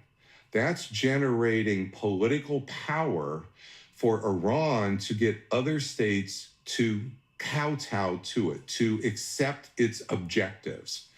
What are those objectives? So let's talk about how this affects, say, Asia. So I'm going to get into global, and then we'll come back to the Gulf itself. So the shipping that goes through the Strait of Hormuz, 80 to 90% of it is going right to Asia. The power that comes with that is with, say, India. India is not siding with the United States. India is at best neutral and maybe even a little bit more edging toward Iran. Well, before this, you could imagine that the United States and India would be much more cooperative here.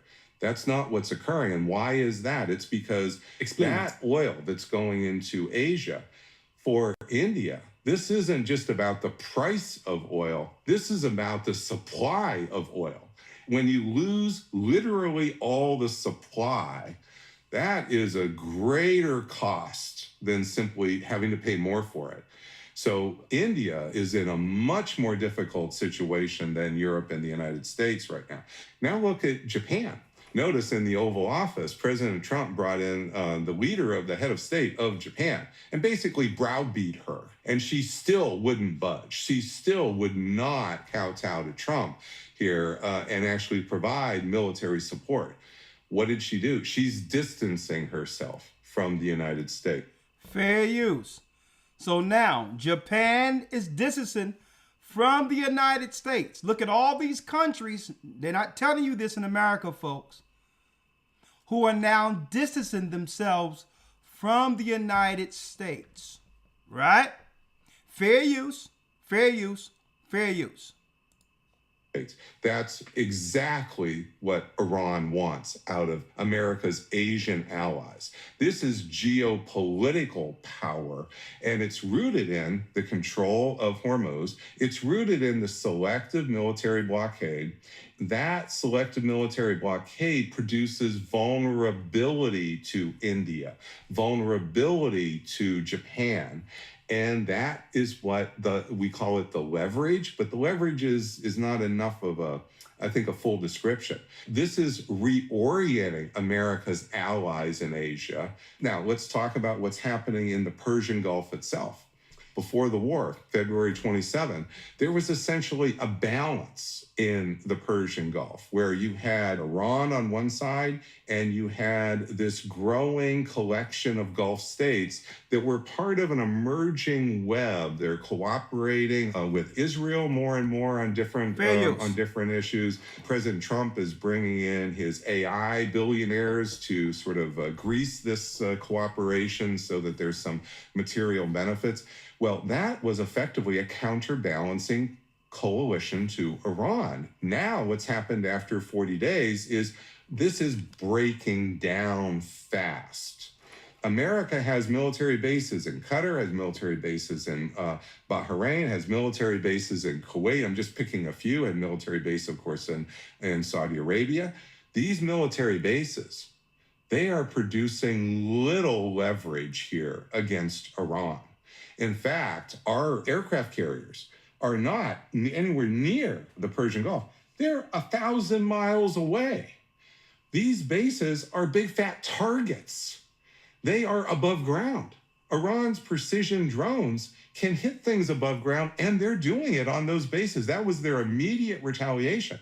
What's happening, number one, is the anchor, the military anchor of this coalition started to disappear within hours of the bombing on February 28th. What do you mean by the military anchor? In order to have this coalition work, which is like Saudi Arabia, Qatar, the UAE, Kuwait, somebody has to be the guarantor of protection. It's like the mob boss who protects everybody else. That is the United States. And that is what our military bases were supposed to do. They become the military anchor that allows then for there to become political counterbalancing against Iran. That was the Kushner idea in the first Trump administration. And it seemed to work. And it seemed to bring some of these states together who wouldn't necessarily think you would cooperate with Israel. Well, this war is torpedoing this whole idea. President Trump is not even willing to do much to actually defend our own bases, much less Saudi Arabia, much less UAE. What he's telling them is, you go out there and start defending yourself. Well, that's not a guarantor of security. The next thing that's happening is these states, which were operating more in concert, are starting to break down and operate in three pools. You have Iraq, which is now complaining more and more about a U.S. military presence there. They're distancing themselves from American military presence. And remember, we installed that government in 2003. So they're not siding with us, they're distancing themselves from us. Then you have Qatar and you have Oman. What Iran's doing is saying, we should share some of these tolls with. I'd like to thank you all for your support. May the Most High bless your homes. Fair use. Now listen to this. We're going to a few spaces here. We're going to jump around a little bit. We're going to 45 minutes in. Listen to this. Going to jump around a little bit. 45 minutes in. 1 second. When you get a chance, brothers and sisters, on your own time, check out Diary of the CEO and hear it in its entirety. But I'm going to pull out some key parts in this that's prophetic. Okay? For the sake of this lesson, we're going to save some time. Thank you, Maria Yala. Thank you, Joseph. And thank you all for your support. I really appreciate you. Praise the Most High. Thank you. Right here. 45 in. Right there. Yes. On that point, one of the questions and one of the points raised by the audience last time I had the conversation was really, we didn't spend enough time talking about the 90 plus million people that live in Iran that are often, many of them, caught amongst all of this absolute chaos. And I was looking at a bunch of messages from people that are living in Iran. I'll read some of them from ordinary citizens. I'm not great at math, but where will the money, the resources, and the experts come from to build a country that ordinary people spent decades trying to build? This is a different person. From the beginning of the war until today, we have been bombarded. Not only are we not one step closer to freedom, from what I can see, we are miles away from it. From another person in Iran, a whole civilization will die tonight, never to be brought back again. This has deeply terrified me. It raises really the question. A lot of this discourse doesn't speak much to 90 plus million people that are living there and that are having to exist under this terror. And the best way that I could conceptualize it is I imagined if I'd woken up one day and Vladimir Putin or some other leader around the world had said that they were potentially going to end the civilization that I live in, the country that I live in, tonight, how would I be feeling? And if I was hearing bombs go off all the time, how would I be feeling? And if things were escalating when me and my family lived, how would I be feeling? And it is chilling to think about. It is truly chilling. It's chilling because this is now moving the needle inside of Iran to make the ordinary person on the street, even the pro-democracy movement, willing to tolerate Iran killing Americans. Because we're killing them. And we're saying we're going to do it even worse. And we're even beyond that. We're saying at the whim of a president who wakes up thinking maybe this will help save his presidency, he is willing to kill the entire civilization of a country because he thinks maybe this is going to be his golden off-ramp to get out of this problem for himself personally. And by the way, we in our country, when Al-Qaeda attacked us on 9/11, there was tremendous fear. There would be more attacks by Al-Qaeda in the weeks afterwards. There was just much fear. And I've done the studies of the American public opinion on this.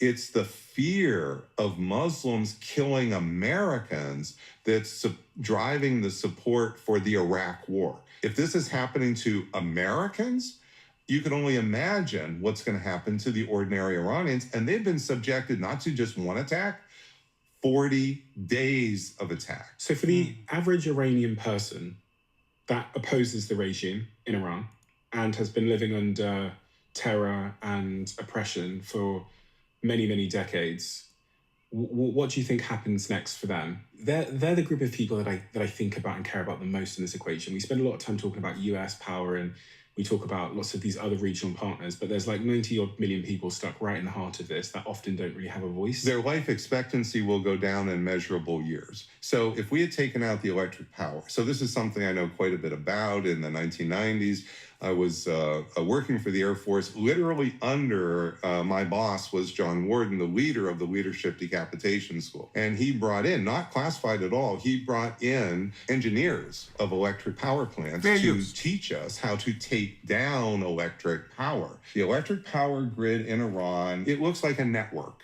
And that network has big nodes. That's what President Trump said. He's going to take off the big power plants that produce in the 10s, 20, 30 megawatts range. And there are probably about 130 nodes altogether. But if you just take out the top 10, you're probably going to take down the entire network because the top 10 nodes are distributed in the right places to support different electric power in different regions of the country.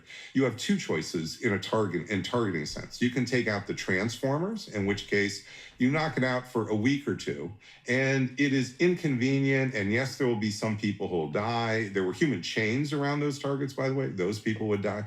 But if you took out the hulls, the generating hulls. What's that? That's the giant turbines that are huge. There is no backup to those. Each of those is specially made. You will be knocking out that generation for 6 months, 12 months, maybe 18 months at a minimum.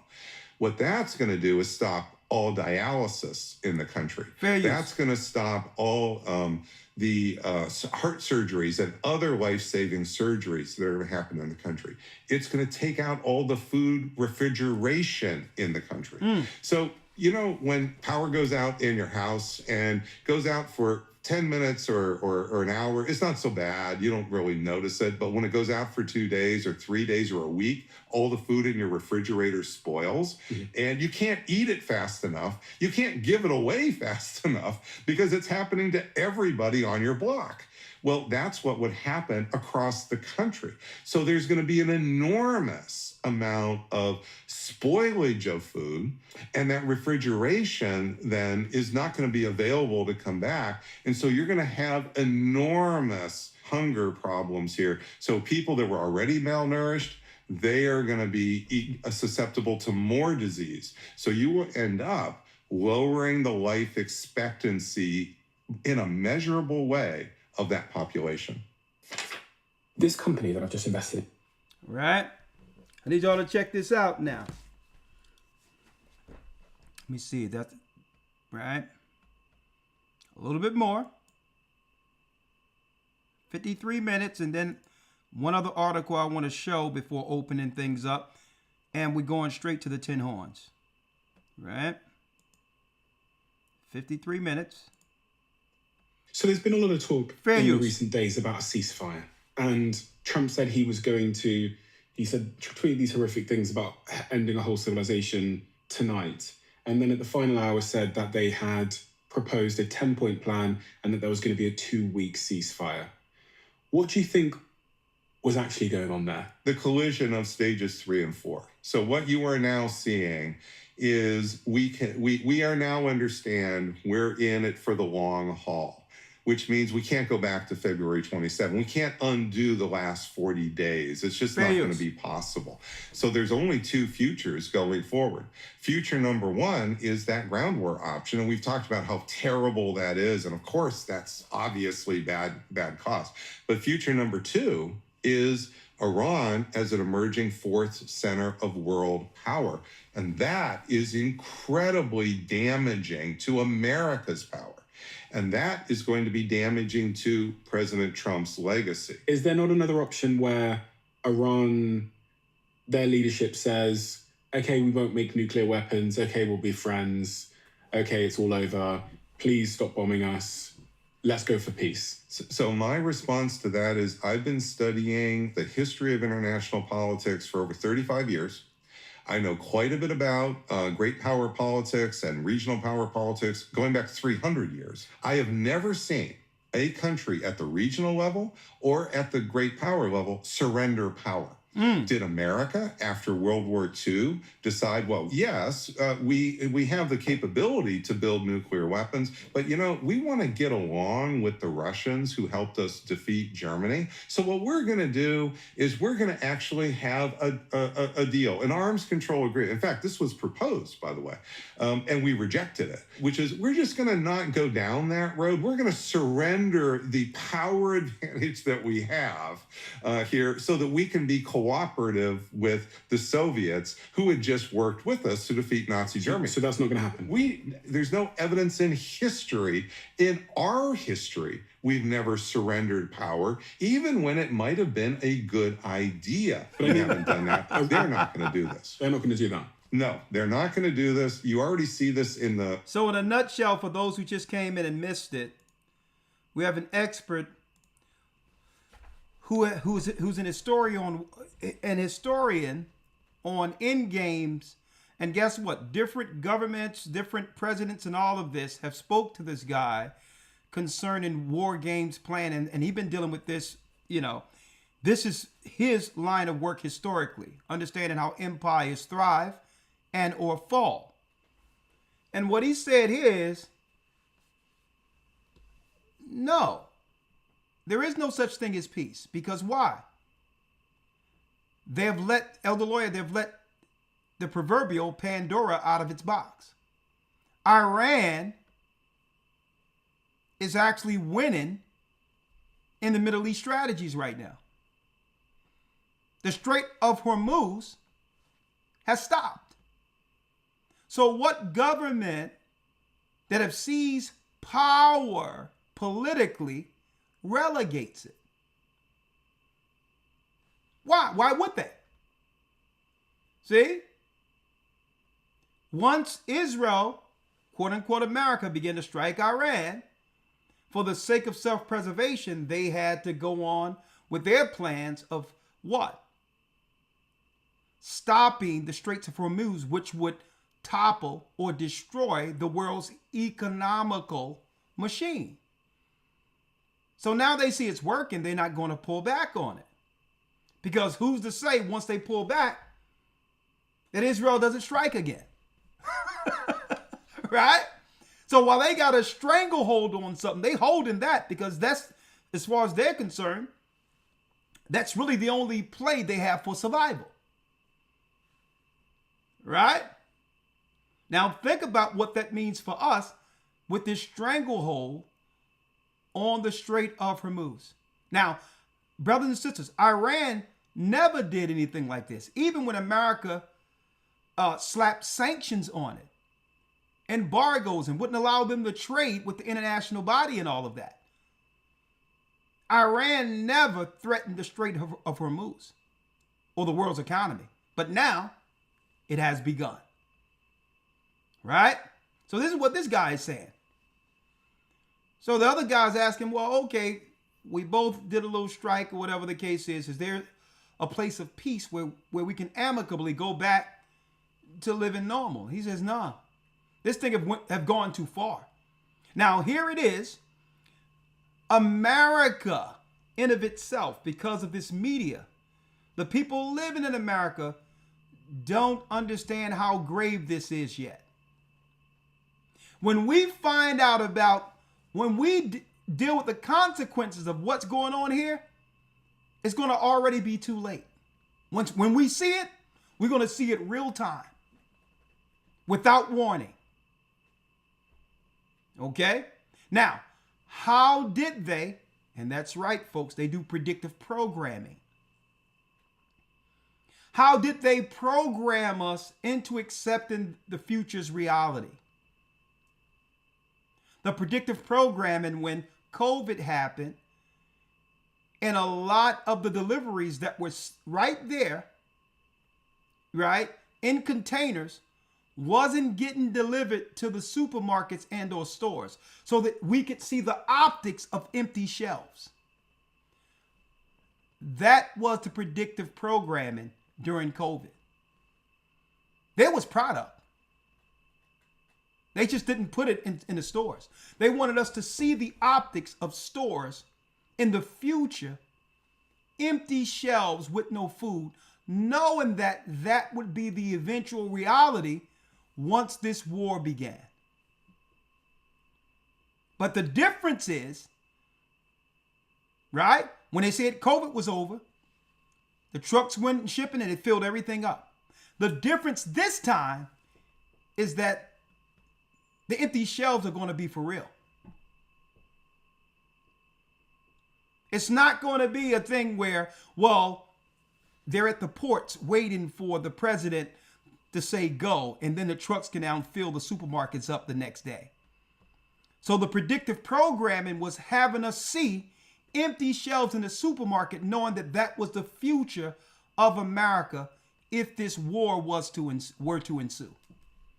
See, they have to do predictive program to get us adjusted to seeing things we're not used to seeing. Are y'all following me here? A little bit more, then I can go over this news article. Fair use, for educational purposes only.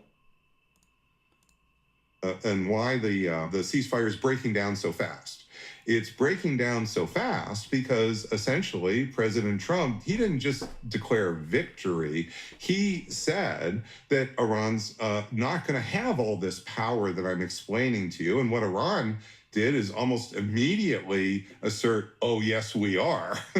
They've come right back right away. If President Trump is expecting that out of the goodness of their heart, they're going to surrender emerging world power, this is just a fantasy. It's not going to happen.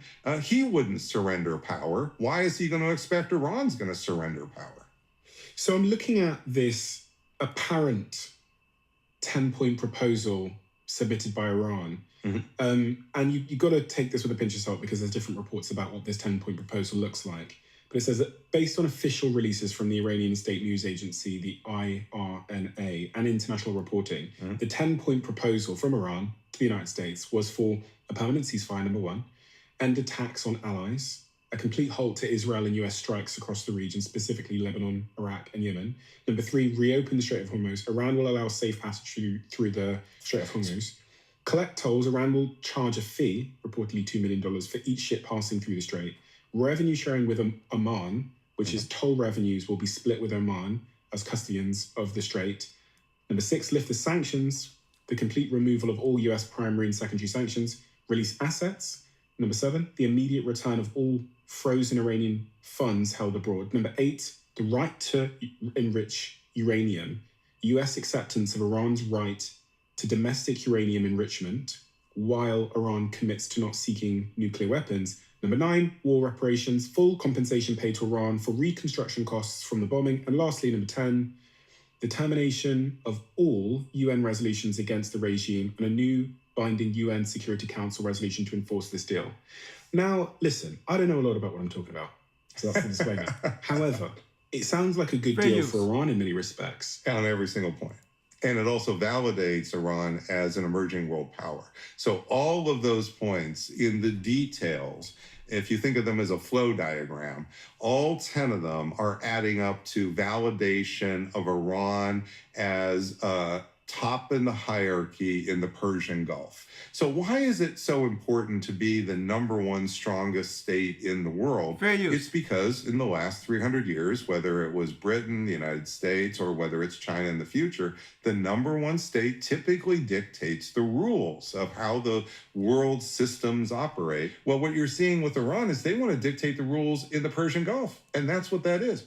Now, if we pull this over, which I love your props here. That is good. So right now you see that even though it's the United States is just that lone flag, it has this higher weight. And what this is reflecting is the United States as the number one country in the world, the most powerful. Now, if you also then add this over here. So this would be Israel. You can see this is the world that Netanyahu is depicting before on February 27th. Fair use. But the actual world, I just want to point out, is a little bit different. The actual balance of power is closer to this.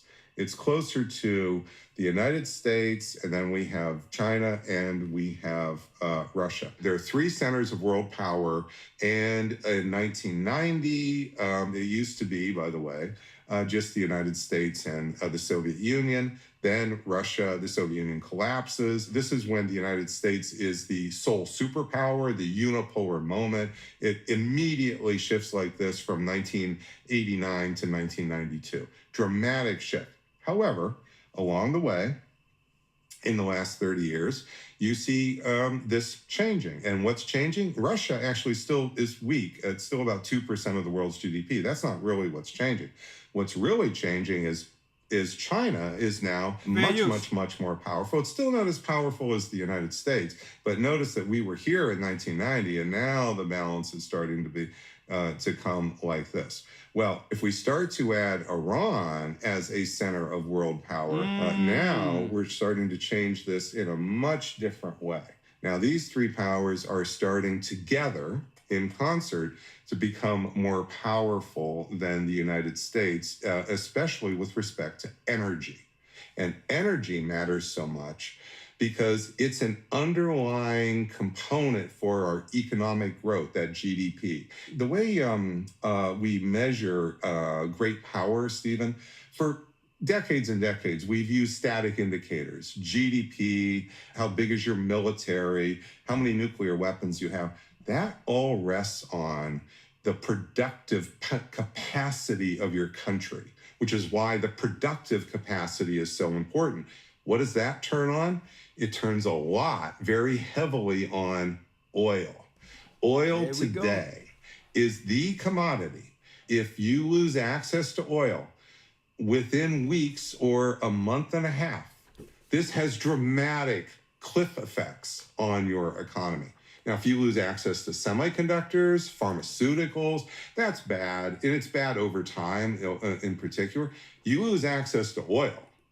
This is a cliff that we go off over 6 weeks, 8 weeks, because there's not enough storage capacity of anybody in the world to make up for 20%, 30% loss of world oil. So on this point of oil, the US don't get their oil from the Strait of Hormuz. We don't, but it's a global market, and a lot of the price of oil that we're going to pay is going to be determined by the global price of oil, because oil is a fungible commodity. It's like water that runs through the whole system. When there's a shortage, it drives the price of all of us up. Okay, so I've got a graph here showing the price of oil, and you can see, I'll throw it up on the screen. You can see it's been climbing ever since the 27th of February. So this will impact Americans at the pump as well. Oh my gosh, and you see it in the pump already. Where I am in Chicago, I was paying something like $3.10 a gallon.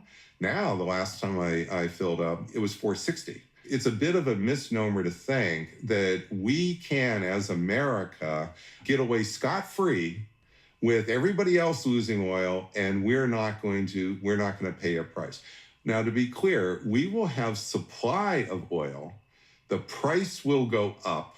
This will increase inflation. This will probably increase bond prices over time. What's a bond price? The bond is the loans that essentially any corporation, companies, or the University of Chicago takes out to borrow money to operate. So the University of Chicago borrows, has 10-year bonds. This is essentially we're borrowing money, and then we have to pay back that money plus an interest rate. That's what the bond rate is. It's an interest rate on borrowed money. Well, now getting to the end of this, I can't play it all because for the sake of the rules of YouTube, but look at this on your own time. The war games play out that if Iran continue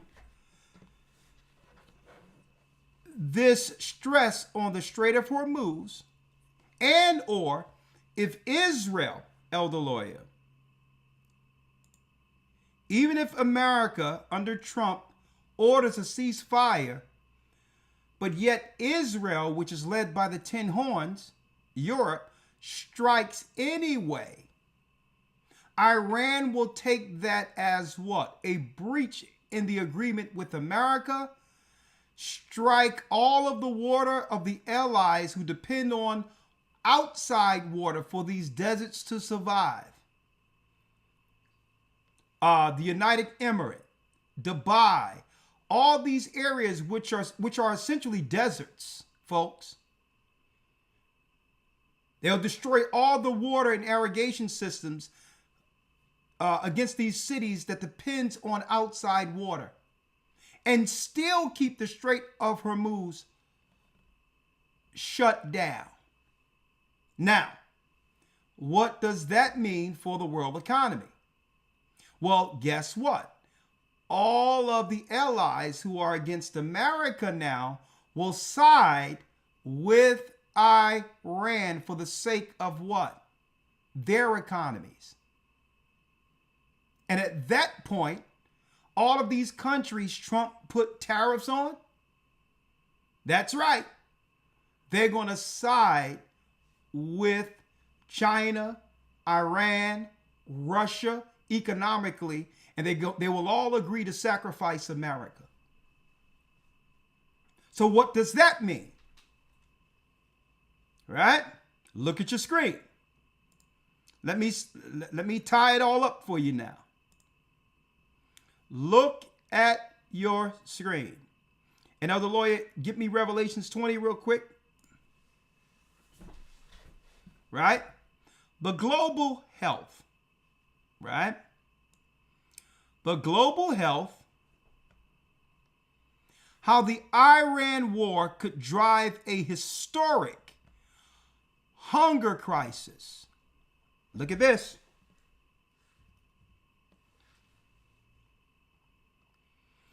How the Iran war could drive an historic hunger crisis. Acute hunger threatens 45 million of the conflict. 45 million if the conflict extends into June. Folks, it's what, mid-April right now? If this extends into June, now when you look at the Diary of a CEO, folks, they already said that even if they slow this thing down, you would say media-wise, because America has troops already at the Strait of Hormuz, it has already turned into what? A ground war without telling the population. They have moved all their troops out of different countries into the Strait of Hormuz. America has done this. So to believe that this is not going to extend until June, hey, the guy even said it, and I said it last week. Look at what will happen by this fall to understand how bad this thing may become if they declare an all-out war. It's one thing to have a war. It's another thing to declare it by the fall. Keep your eyes and ears on this, because this is how this is going to affect all of us. Okay? Acute hunger threatens 45 million. If the conflict extends into June, a roadmap from the Ukraine war could contain the humanitarian fallout. Listen to this. Since the end of February, the world has been reminded how much the Strait of Hormuz underpins the global economy. Beyond the shock to markets lies a more urgent consequence: the disruption of life-saving food aid for the region and the world. Afghanistan, 3 out of 4 malnourished children, right? It goes all the way down. All the way down to each country. Listen to this. Saudi Arabia, Jordan, Syria, Turkey. These are the places that will be immediately impacted immediately. Turkey, Georgia, Azerbaijan, Caspian Sea, Turkmenistan, right? The disastrous situation threatens to worsen as oil and fertilizer prices surge and as farmers in the northern hemisphere start to plant crops. All right? Like I told you, we've been digging ground and all that. We're starting our own everywhere, planting of our own food, but I digress on that. Because of 1/3 global seaborne trade in fertilizers. Fertilizers are going to be up hands over fist, folks. Passes through or now is halted in the Strait of Hormuz. The timing of these shocks ensures that the effects will reverberate for months to come, even if the war ended tomorrow. So we still haven't felt the effects of the war, that started where? When they started this in the new year, like February 28th. We still haven't felt the shockwaves of that yet. If it stopped tomorrow, we would still have shortages. Costs would remain elevated because the price spike takes months to unwind, which means our oil prices aren't going to go down even if the war stopped. This calamity puts food further out of reach for those already skipping meals, particularly in conflict-ridden countries where famine looms, among them Sudan and Somalia. But you know what they're going to do? Now, this is where America gets stressed, because when these countries who are suffering in the immediate danger there, they become refugees, immigrants that are allowed in the United States, that now will stress and tax the United States, who's already suffering when it comes to a lack of food. See how this is working? So a lot of these immigrants are being displaced or moved around under refugee status based on the war. Now, we're talking about $5, $6 a gallon in certain circumstances. In California, I think they're higher than that here in the United States. Well, what happened when you move all these refugees in the United States at the same time with fewer crops this year? Right? The WFP projects that if the war persists through the end of June, listen to this, and if oil prices remain over $100 a barrel, 45 million additional people will face acute hunger. The consequences will be felt most in the regions that rely heavily on food and fuel imports, that's America, many of which already suffer from conflict and drought. The WFP also estimates that as a direct result of the conflict, populations suffering from the acute food insecurity will increase by 24% in Asia, 21% in the West, and Central Africa 17% in the East, and the Southern Africa 16%, and Latin America and the Caribbean 14% in the Middle East and North Africa. Although the sprawling crisis has a few modern precedents, one loose parallel is clear. The fallout of Russia's full-scale invasion of Ukraine in 2022, back then the world rallied to contain its humanitarian consequences. The question is whether it can happen again. There's a Ukraine playbook on how to survive this, right? Now it tells us that what? Today's crisis begins its deficit. The humanitarian momentum of on display in the early months of war in the Ukraine largely collapsed in 3 years to follow, culminating in Trump's administrative destruction of the U.S. Agency for International Development, that's USAID, much of its budget, despite health and conflict relief demands reaching near all-time highs. The United States obligated $4 billion to humanitarian causes in 2025, less than a quarter of what is provided for 2022, right? Now, when you go all the way down into this, brothers and sisters, right? In a nutshell, what's also being said here, if you read the story and listen to that interview, is that, Elder Lawyer,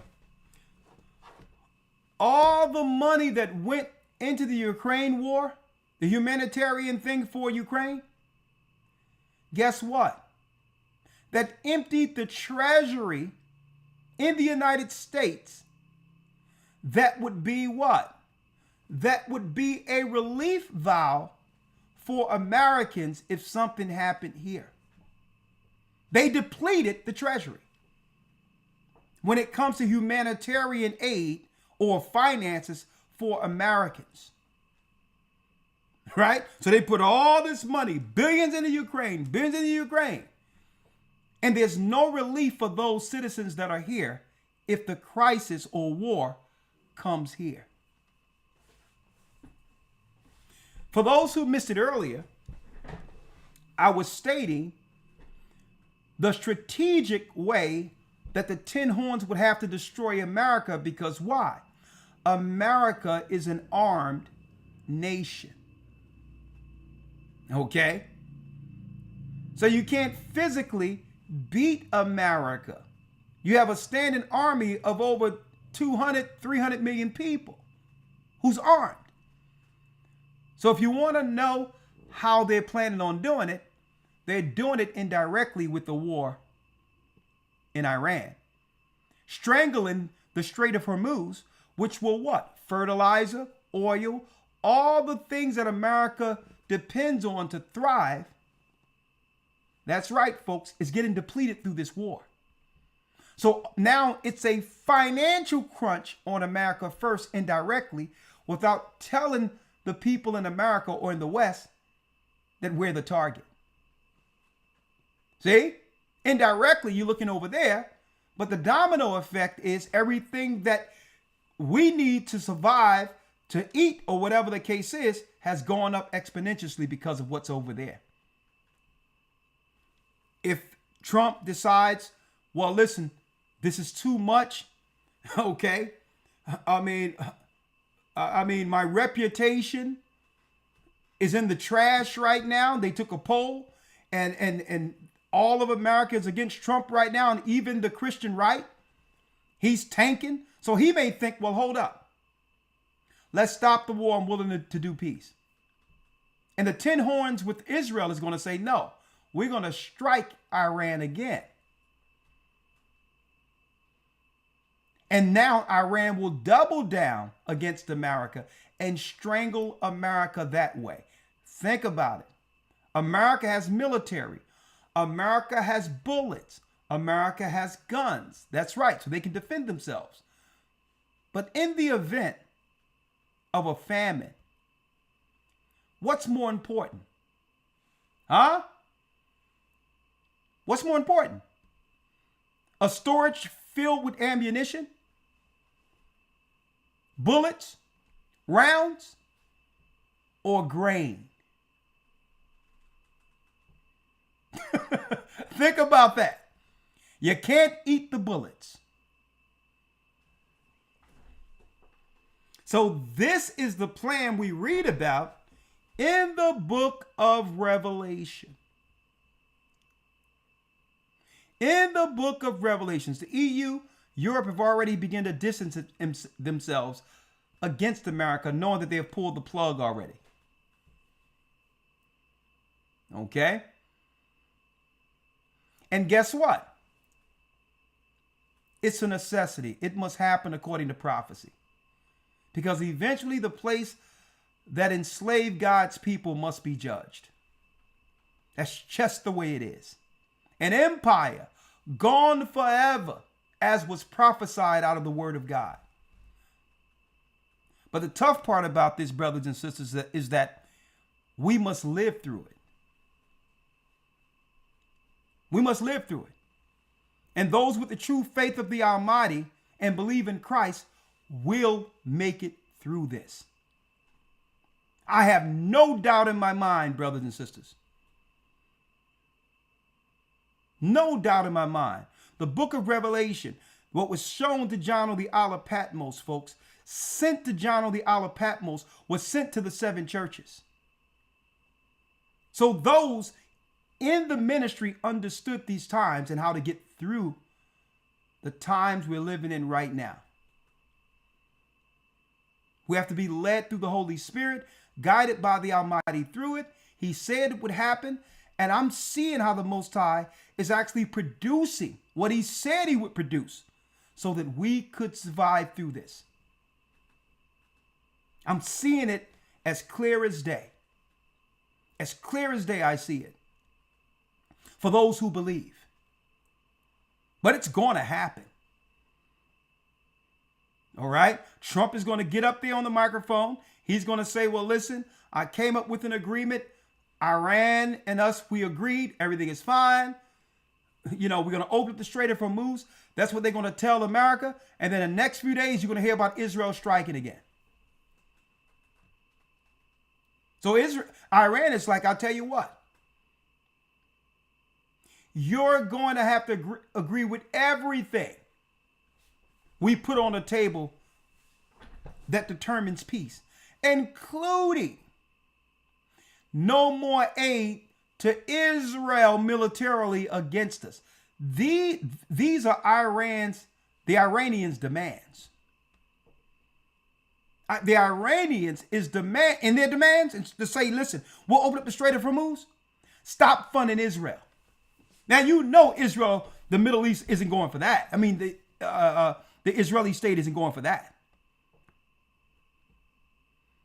So Iran is like, nah, we have to assure that if we make an agreement with America, that Israel don't have the what? The financial capacity and the military capacity to renege on the deal. That's what Iran has put out there.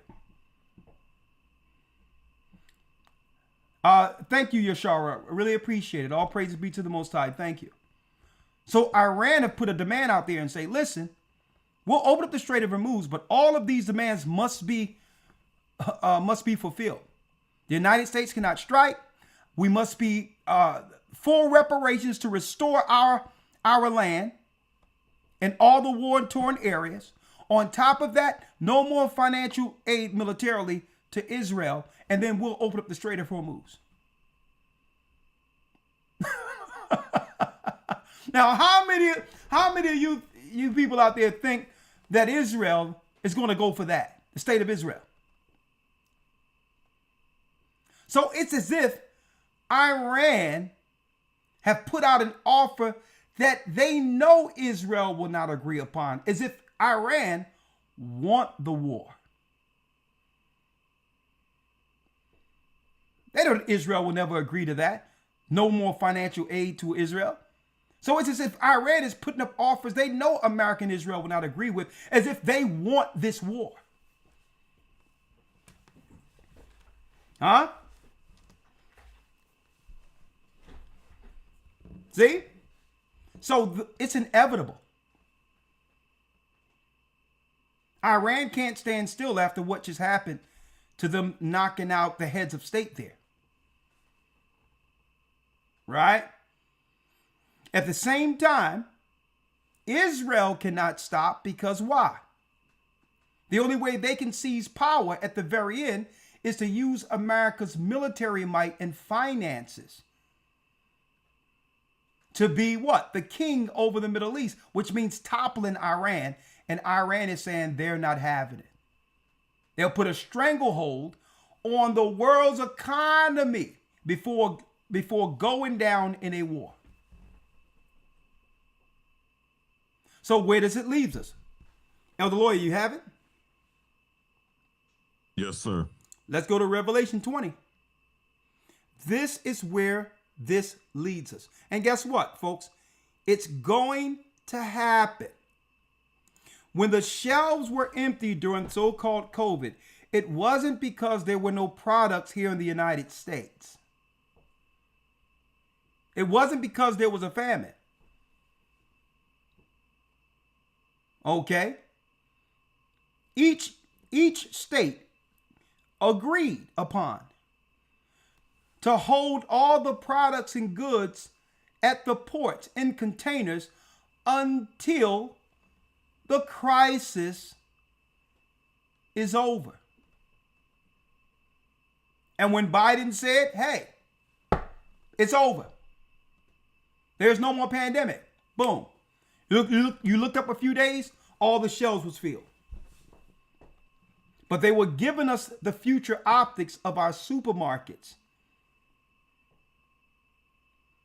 It was predictive programming giving us the future optics of what we will experience if they went to war in the future with Iran. That was a predictive programming. It was war games, real live drill to see if people would lose their minds going into a supermarket with only a few canned goods, or a few things on the shelves. They wanted to see if how people would react to that psychologically. Okay, they were planning for what the West is about to go through now. This is how the Tin Horns bring the West, America, into third world status.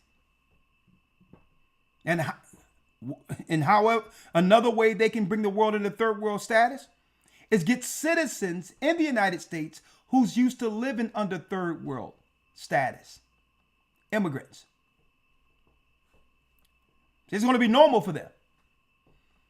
They're used to what? You got it. Rolling electricity.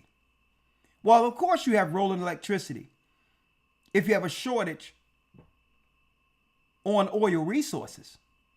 Then you're not going to be able to use your air condition and your lights like you used to, because they're going to cost too much.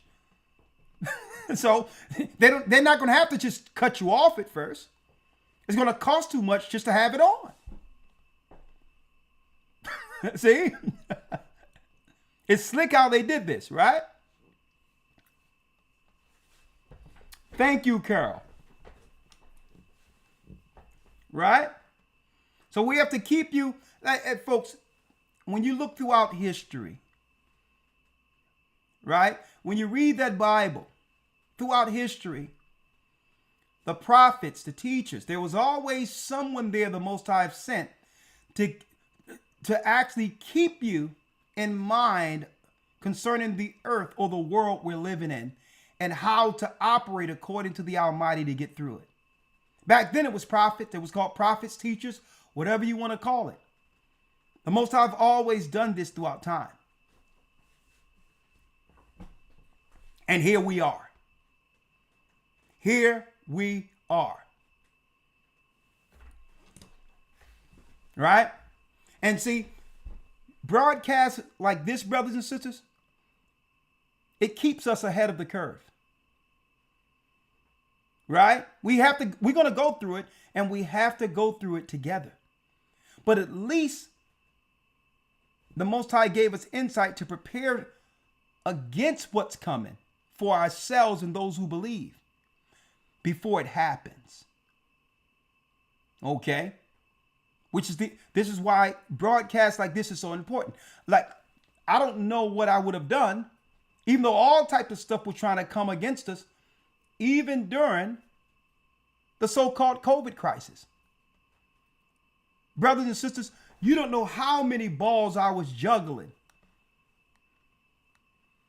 to try to keep not just the church afloat, but to make sure people stay in the right mind to get through what we have never experienced before, ever in the history of our lives. But we got through it.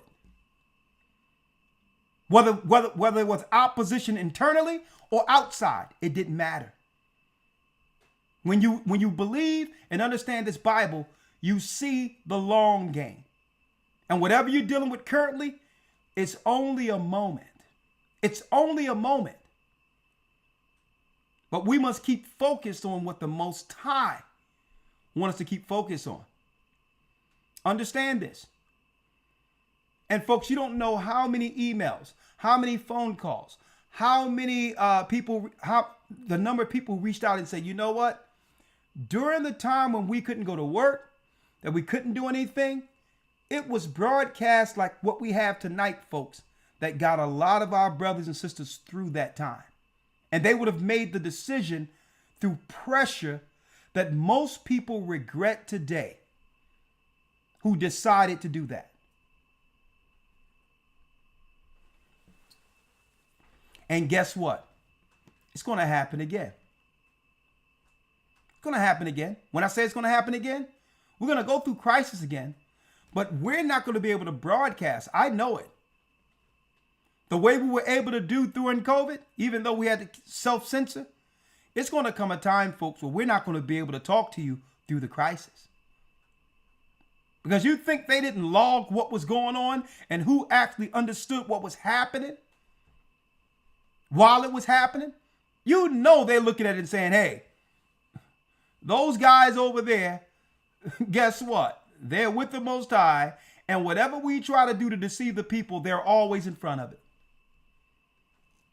It was to a point, telling the truth would get your channel canceled back then. Think about that. So I think the next time they try to do this, it's not even going to be about censorship. It's going to be like the people who know the truth. We can't give them access to those who are under the delusion. Now, the people in the truth and under Christ, they're going to be guided anyway, but they're going to cut off access and make a line and say, Satan will take the delusion. Those that have always been deluded, he's going to take those without anyone being able to turn them back. How they're going to do it? What type of censorship in place? I don't know. But I said it years ago, and Elder Lawyer can vouch for this, and a lot of you have heard it. It's going to come a time, the luxury that you see before you with us bringing forth what the Most High given our heart to tell you will no longer exist. Not on this level. It's going to come. And guess what? There was a time we were doing this before there was social media, before there were YouTube, but we were still doing it. And we'll be doing this after social media, after YouTube. Since the God who have called us, Ahia is his name, and the name of Yeshua. Since he's always been with us, and he's going to guide us all the way through Zion. And guess what? And that's including if it's a famine.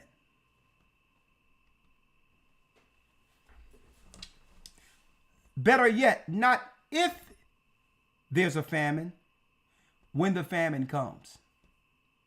Because it's coming. Elder Lawyer, you ready? Yes, sir. Let's go. Let's go to Revelation. Right. And we go in Revelation 17. Yes, sir. Revelation 17, verse 1.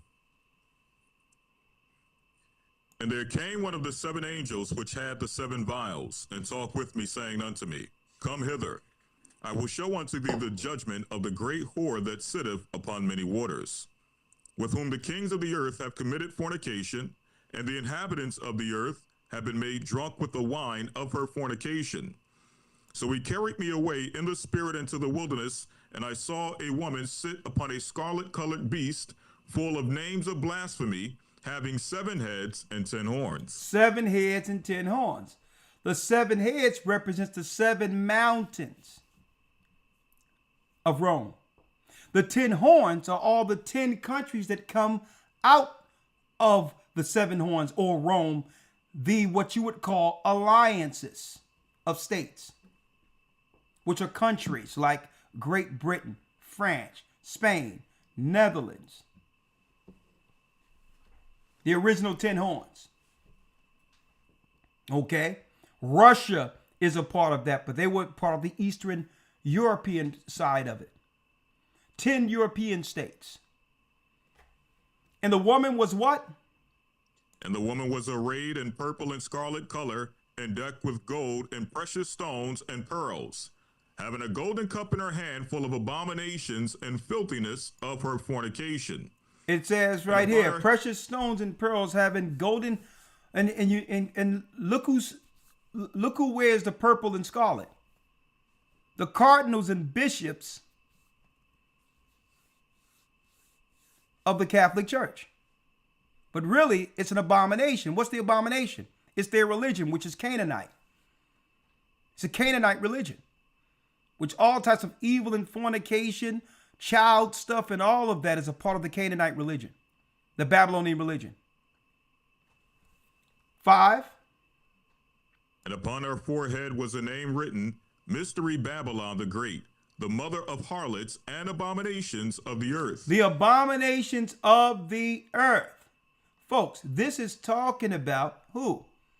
Rome, the 10 horns. America came out of Rome. Out of 3 of the 10 horns: France, Spain, and Great Britain. Israel today was made, the Israel state, Israel today, that colony, that Edomite colony, it was made from the Balfour Agreement by Lord Balfour of Great Britain. Right? So here it is, even the colony Israel today is a tentacle of Rome or the 10 horns. Don't let the Jewish religion fool you. Not everybody in Israel are a part of Judaism. Okay? At that wall, you have many religions there, including Christians. So they then deluded us into believing that that state of Israel was a restoration of God's people when it's only another colony out of the 10 horns. That's all it is. And it says, harlots and abominations of the earth. It's speaking of Rome. 6. And I saw the woman drunken with the blood of the saints and with the blood of the martyrs of Yeshua. And when I saw her, I wondered with great admiration. Great admiration. Think about this. The people who killed Christ, a black man. The people who destroyed and sacked Jerusalem in 70 AD, who were all black people. We ran into Africa. So they were drunken with the blood of the saints. We're the saints. See? They killed Christ. Don't forget, crucifix was a Roman capital punishment. They killed Christ. And when I saw her, it was shown to John that he wondered with great admiration. Like, these are the people who killed God's people and have deluded the whole world into believing that they're God's people. Whatever happened to the Romans? Did they just disappear? No. They're posing as Christians. But their religion goes back to pagan Rome. And this is why John is, he's admiring this particular beast here. He's wondering after this particular thing, like, what trickery of Esau to be the wicked Satanist and have the whole world see them as the righteous. He admired, like, these are the people who killed Christ. There's no way the world is going to believe that they're the people who are with Christ. Folks, they disappeared the whole Roman society right up under our noses. They just, boop, disappeared them and came back as Christians. So even John was admired by this. What is it that these people, these Romans, are doing that would have any of us believe that these were the people during Christ's time? He's even giving you the colors. They're running around with purple and scarlet. Right? Read 7, Elder. And the angel said unto me, wherefore didst thou marvel? Why are you marveling? Read. I will tell thee the mystery of the woman and of the beast that carrieth her, which have the 7 heads and 10 horns. And the beast that thou sawest was, and is not, and shall ascend out of the bottomless pit, and go into perdition. And they that dwell on the earth shall wonder, whose names were not written in the book of life from the foundation of the world, when they behold the beast that was and is not and yet is. When they behold the beast that was and is not and yet is. Now think about this. It says this beast shall ascend out of the bottomless pit. So obviously the spirit that fuels this empire is Satan. It tells you in Revelations 20 that after 1,000 years that Satan will be loosed. So who's going to be bound? Satan. So the beast that fueled this Roman government is Satan himself. And it says, whose names was not written in the book of life. So these are evil people who hate Christ, and the names are not written. Right? From the foundation of the world, they were born to be wicked. And it says, when they behold the beast that was. Now, how is this beast was before? Oh, it was in Babylon. The same spirit, the same religion. And is not, and yet is. See, it moves from one empire to the next. So you have to ask, well, during John's time, what empire was ruling? Yet is Rome. See, it was, and it's not, but yet is. Which gives us the insight to why Romans are following the ancient Babylonian pagan customs. It moved from Babylon to Esau. See that? Read 9. And here is the mind which have wisdom. The 7 heads are 7 mountains on which the woman sitteth. There you go, Rome. There's 7 mountains. Right? Let me show you.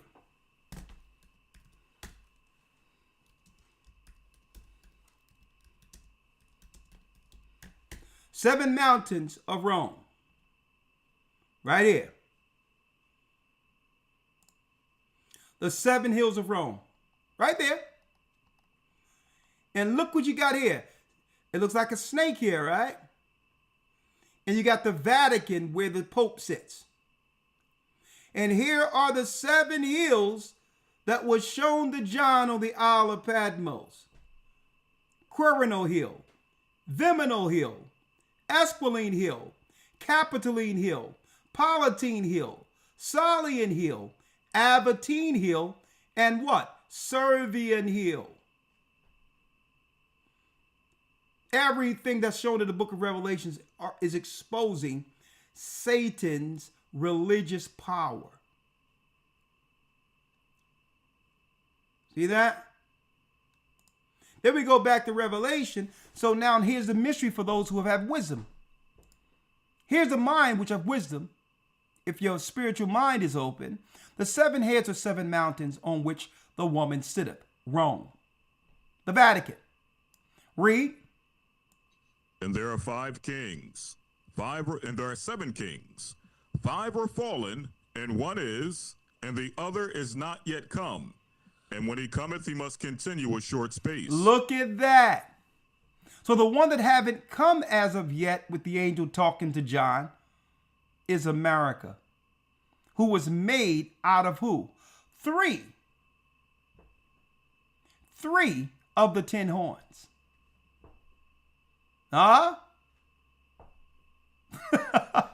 So what empire didn't come yet? And that must continue a short space. That's America.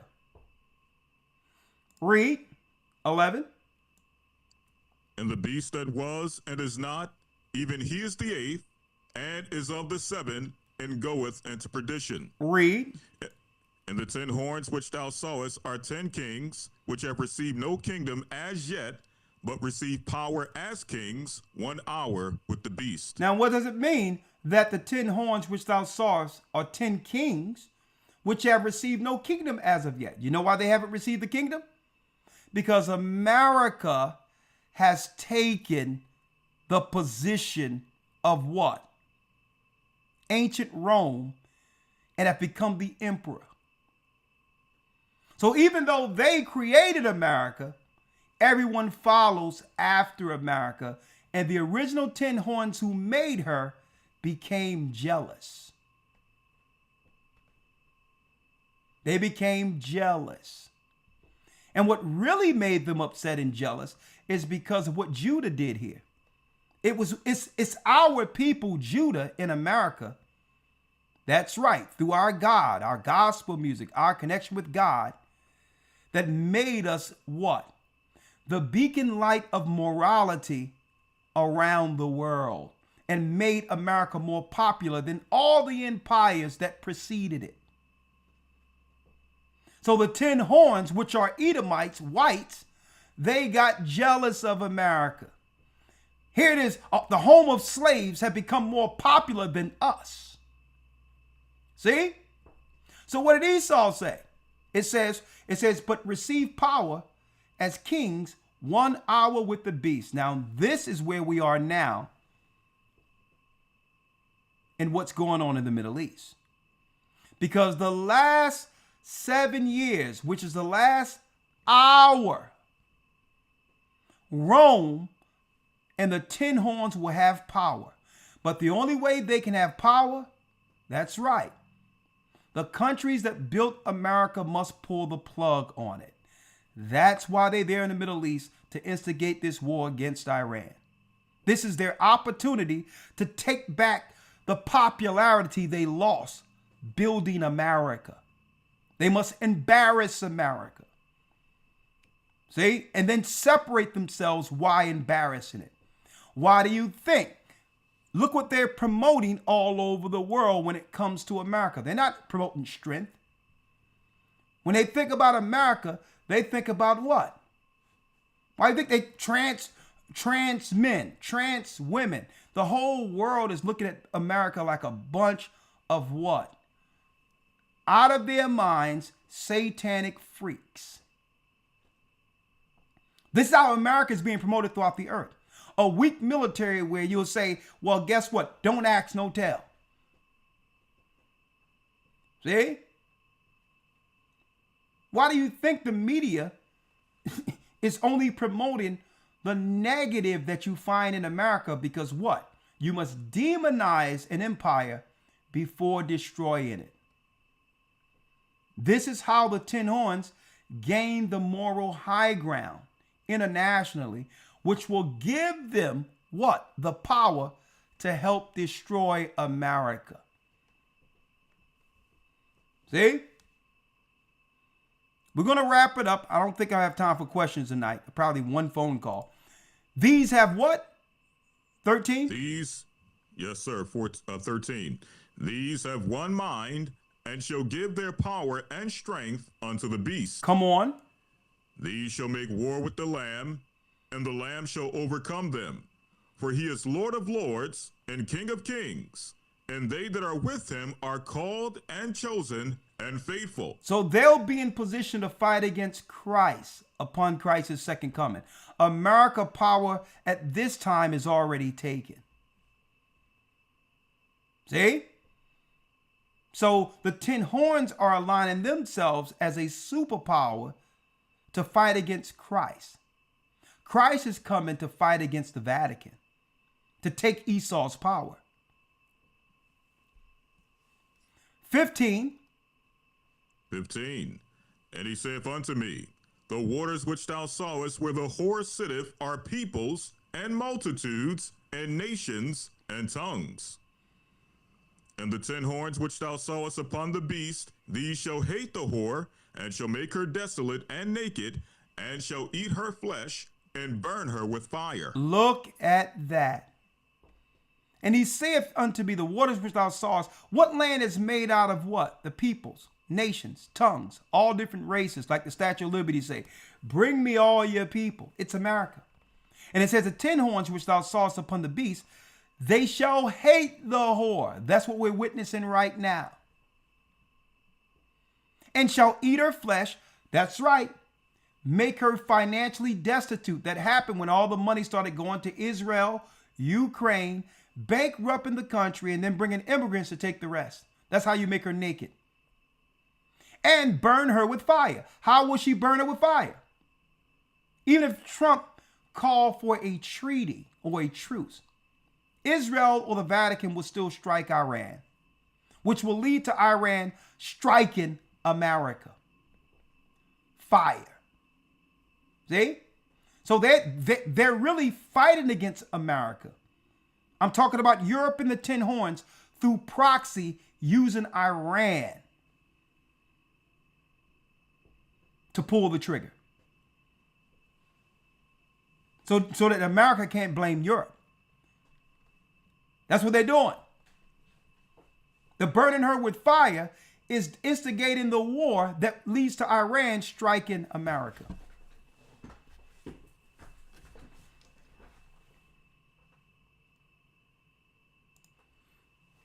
And through that, the end of America's economy. And I'm going to tell you, food is going to be worth more than gold. Food. I can't stress this enough, brothers and sisters. Cycle your food out. If the dates, if it's still good and those dates are a little bit, because really, sell by and something spoiled is two separate things. Taste it and make sure it works. And if it works, you can cook it and do what? Store it in pressure jars and all that to put on the shelf for future eating.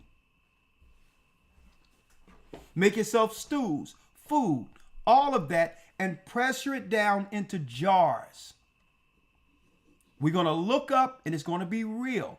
The only way you're going to have access to food when it comes to the soup lines and the supermarkets is if you're up on your vaccine schedules. I'm telling you how they're going to do it. That's why they already put what? Vaccines in the supermarket for what's going to happen in the future. And you want to eat? Well, guess what? We're going to have to determine how long you can live because there's a ration of food and, you have to come get your shot.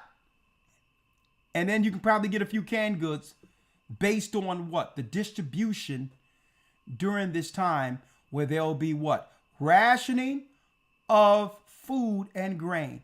And folks, we're not talking about the Middle East right here. It's coming to America. Cycle out your food, right? And guess what? Don't put the burden, don't let no one else put their burden on you. What do I mean by that? You take care of your household. Let nobody try to come to you and say, you heard what Elder Ricard said. I think now here's my plan for us to come together and we need to put stuff together. Don't ever let someone use my name. What I'm telling you to do is for your house. You have the power in your house. Even if you have what? EBT or something. It doesn't matter. That's money. That's food. You go to that store, instead of getting 1 can of lima beans, you get 2 cans and put 1 can away. You're going to thank me. This is not, I'm going to tell you right now, you got too many people using my name. Hey, Elder, you heard what Elder said. Next thing you know, when I tell you, when I say I don't got nothing to do with these people, then they'll turn on me. Because their plan was to use you. So when I put these things out here, I have to make sure I make it clear what I'm saying. You are responsible for your house. For your house. The only way we do a collaborative thing where we come together is if it's in a church setting. A church setting. If we have to bring canned goods to a cupboard in our local churches where now other people can come who don't have food and get some canned goods, that's a church initiative. Okay? Where it doesn't cost anyone. You come there, you get your food like a food bank. But don't let nobody out there try to tell you, hey, you heard what Elder Ricard say, man, and start calling you and try to get together and say, yeah, bring it to me so that I can coordinate it for you. Guess what? You reach out to us, you're going to regret doing that because it's going to be what I tell you. Understand this, folks, and understand this well. When resources are scarce, people turn into something else. And there's no trust in people like those who are in the church and believe in God and Christ. But guess what? A lot of people that's desperate is going to see you as a mark. They're going to see you as a trusting mark. So again, I'm not telling you to give us anything. I'm telling you to store for your house. Okay? Store for your house. Prepare so that you're not the one out there scavenging for food and now have to take the mark of the beast like the majority of society is going to have to, because they didn't believe in the Most High, and because so they didn't prepare. We're going to do what we can with food, provisions, and all that, to do what we can as a church. And of course, if there's extra, we know people are going to come in that we don't even know yet, that's going to be able to feed their families based on what the Most High is doing with this work. We know that. But all in all, if you have a little something, EBT, a little money at all, you may be getting Social Security. It's nothing for you to get one can of beans and get another can to store. One grain rice and another rice to store. Guess what? When it all go down, this broadcast tonight will come to mind. And you're going to be like, you know what? The Most High was with us that night. Because if it wasn't for that night, we would not have gotten through this day or this week or this year or this month or whatever the case might be. And folks, this is why the Most High called us to do this work, because we have to help our people through a famine. Okay? And again, you notice I'm not putting pressure on you to give nothing to us, because you're going to be responsible for your household when it's time. Let me tell you, resources are drying up. AI is taking over. Jobs are not coming back. Any jobs that are available, they're giving it to outsiders.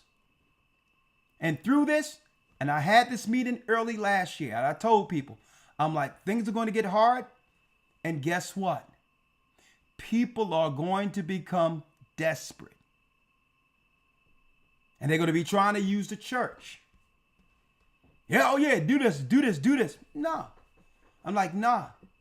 If people come through the church, become a part of the ministry, and do the work, then they benefit while in the work. But people are going to get desperate out there, whether you be in the church or people that are not on the church, in the church, are going to be even more desperate. And what that's going to be, it's going to be crazy, because these people that are coming over here, folks, they deal with things differently from where they come from. Where they come from, if they don't got no food but got guns, they take hostages. Where they come from. Okay. So you have to understand the world that's been led in amongst us. Okay. So again, take care of your house. Prepare while the supermarkets are still open, before the prices go up. And above all, don't panic. Christ has us. Don't panic. Stay connected as much as you can with the ministry, with the work you see here before you. Stay connected. Elder Lawyer, anything you have to say? No, sir. All right. I'll take one phone call and then that will be it for tonight. I'm sorry I was late, but hey, there's not much to say. Everyone is telling us. So if you don't prepare, if no one prepare, it's not because the Most High through his word didn't warn any of us. Okay? And understand. Think about this, folks. Those around you who don't believe, and a lot of us, we're loving, we're caring, we're charitable people. But I'm going to tell you, if you don't operate right, and I'm talking about without putting your business out there concerning what you have in store, the people that's around you, guess what, folks? They'll have you hemmed up in a room somewhere, or even worse, while they're splitting what you stored for you and your family. I'm going to tell you, that's the world we're coming into, folks. We're talking about the walking dead. Okay? And as things get dried up, people are going to start looking at their circumstances. And guess what? They're going to try to point blame and all of that to why their circumstances are so. And going to feel justified robbing, stealing, pillaging, killing, whatever the case is. That's the world we're entering.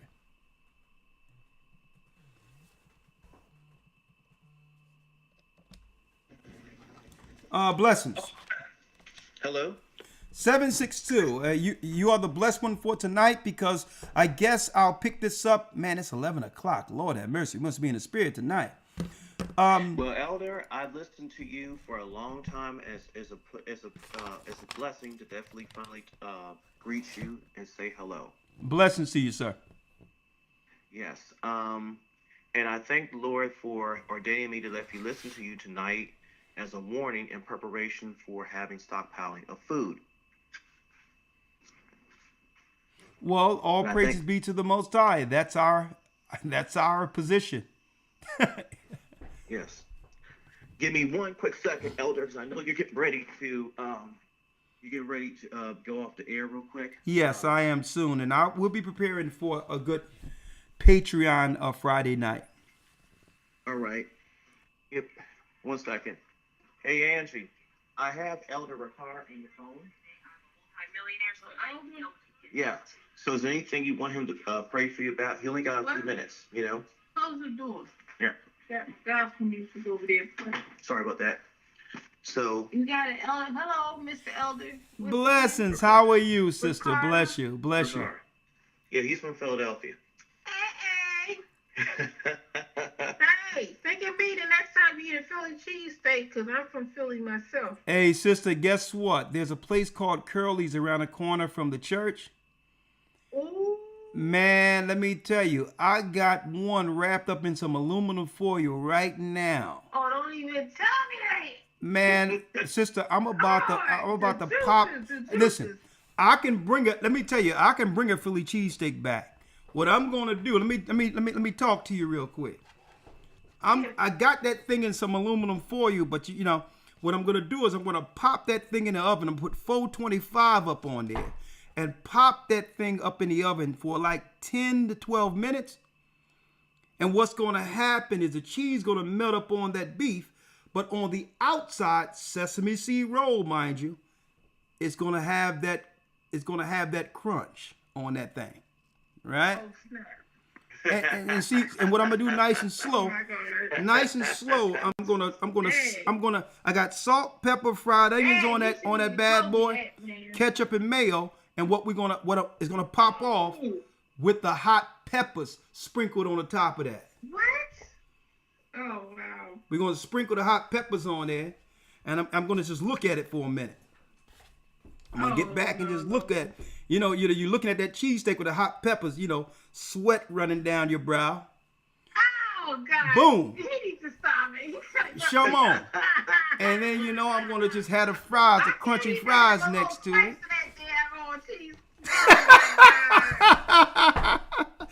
Boy, you can tell, man, you can tell I'm my daddy's child, boy. Nobody can describe a meal like my dad. But anyway, talk to me. Okay, tell them what you need a prayer request. What you? Oh, hey. Thou shalt not covet.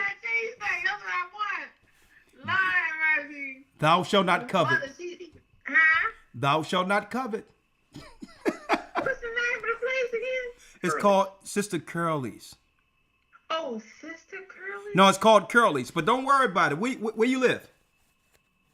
Chapley's. I'm in freaking Georgia. Okay, I'll tell you what. We coming to Georgia soon, and I'm gonna tell you, hey, I can whip up a mean cheesesteak myself. When I was overseas, I had to do it. As a lawyer, tell you, I had to do it. I had to make it do what it do. Okay. But talk to me. What you need? Well, we're praying. I don't know. I mean, it's all crazy times. You know what I mean? Yeah. I mean, it's different, two different dynamics. I'm quite sure where you live in Philly is different than here in Georgia. Augusta, Georgia. Augusta, Okay, Georgia, Augusta. Lawyer, do we have a church in Augusta? Do I have a church? No, I'm Augusta, talking. Elder lawyer. Not so much Augusta. No, I'm talking to the lawyer right now. He's asking. Yeah, we have. Augusta, Yeah, we got Atlanta and we got Macon, in Georgia. Oh my Lord. Okay, we have Atlanta and Macon. Listen, we have Atlanta and we have Macon, but you know what? We're gonna have to do. We're gonna have to do where you are. We're gonna have to set something up there. So. Well, I don't know. I don't even want to be where I'm at. Okay. I think I'd like to go out there where you at. and Okay, well, sister, listen. Atlanta. Well, sister, whatever you like to do, just talk to us. But what you need, or you just want to conversate with me. Talk to me. Yeah, well, out here where we live, I don't know. We live in the area in the Columbia County, but I don't know. I just feel it. I mean, they got some weird stuff going on, with the politics with Trump and Iran and all this stuff going on. You know what I mean? Yeah. So what you need? I'm just saying, you got a spirit. You know what I'm saying? So I'm just saying, we be experiencing like racism out here, and you probably won't have that where you're going and Macon in Atlanta.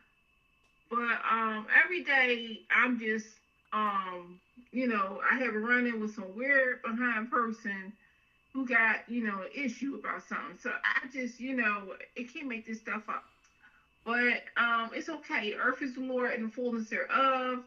I'm just praying for my husband's strength and his health. My husband, he's been working every day for I don't know if it's been 2 months or what, but he's been working every day.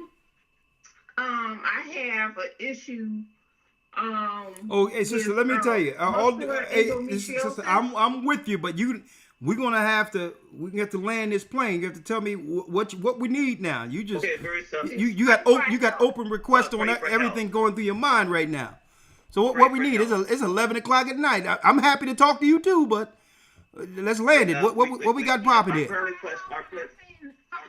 I pray for our health, our finances, and divine protection of the Lord. That's what. Okay, all right. Hold on. What's your name, sir? Angelia, and my name is Enoch. Angelia. That's a nice name, Angelia. Thank you. Angelia and Enoch. Look at that name, Enoch.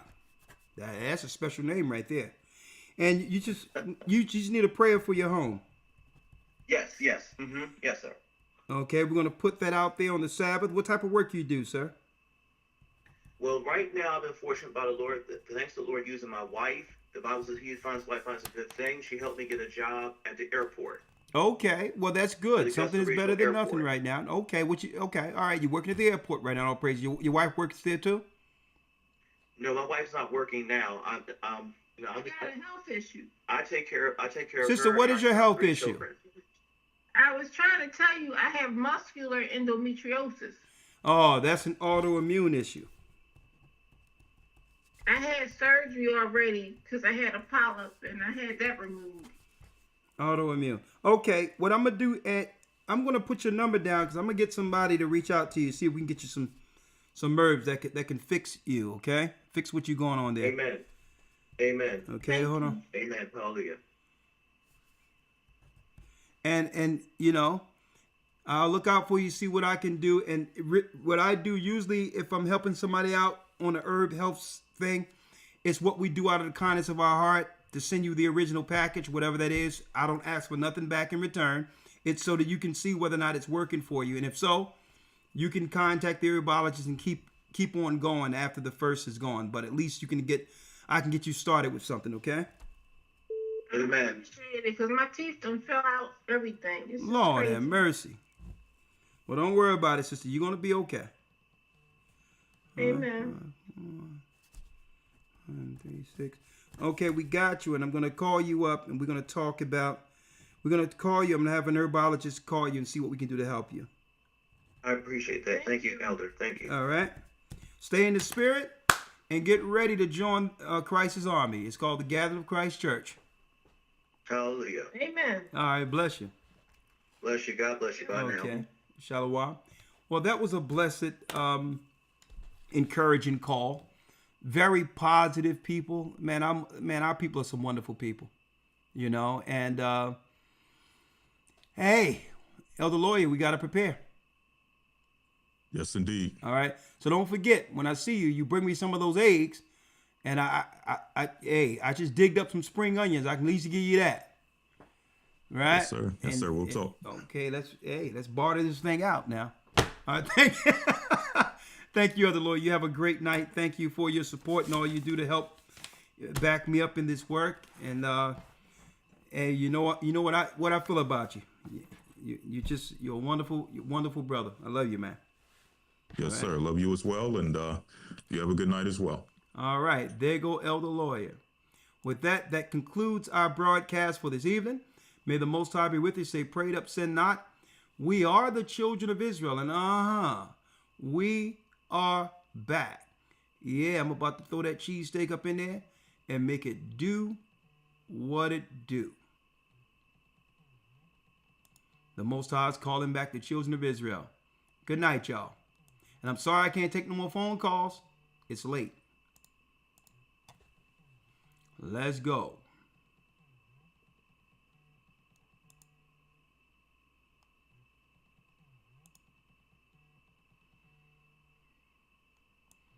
All right, let's go.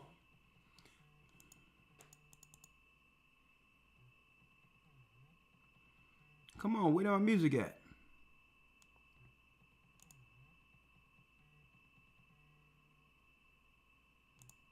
People calling my phone, everything else here. All right, let's go. The east is where we're from. The 12 tribes of Israel. In 721 BC. Oh yeah, brothers and sisters, I got some music coming to y'all soon. Praise music that we'll be doing on the land. All praises, giving all honor to the Almighty as we praise the Most High in song. So be looking forward to that very soon. May the Most High be with you. Stay prayed up. We will soon see Israel. And yes, we are the children of Israel. And yes, we are back.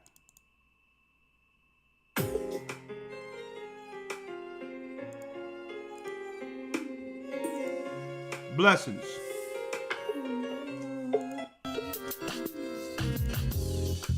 The east is where we're from. The 12 tribes of Israel. In 721 BC, the Assyrian king, he took us down, we fell. With a great escape we went through the Euphrates. The Lord held the water still. To a land where no mankind dwelt, we went. The 12 tribes of Israel. That's who we be, Manasseh, the Cubans, Ephraim from Puerto Rico, and Valley from the Isles of Hawaii. The Lord is calling back Israel. Zebulon from Panama, Gad, the North American Indians, Simeon, the Dominicans, our highest gathering Israel. The Arabs and Africans told us, at gunpoint. together our wives and children then sold us. In the belly of these great ships we traveled in fear. By the rivers of Babylon we found our brothers here. Together us in Colombia, Reuben from Australia, Issachar, the Mexicans, the highest gathering is right here. The Negroes, Benjamin, the West Indians, Levi, the Haitians, the highest gathering is right here.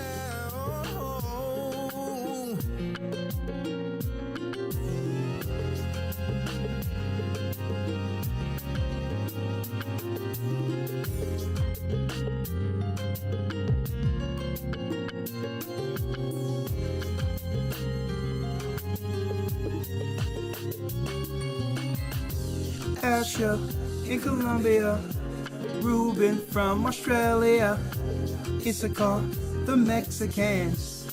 That's who we be, we be. Benjamin, the West Indians, Levi, the Haitians. Oh, yeah.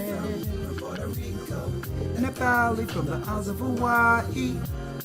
The Lord is calling back Israel.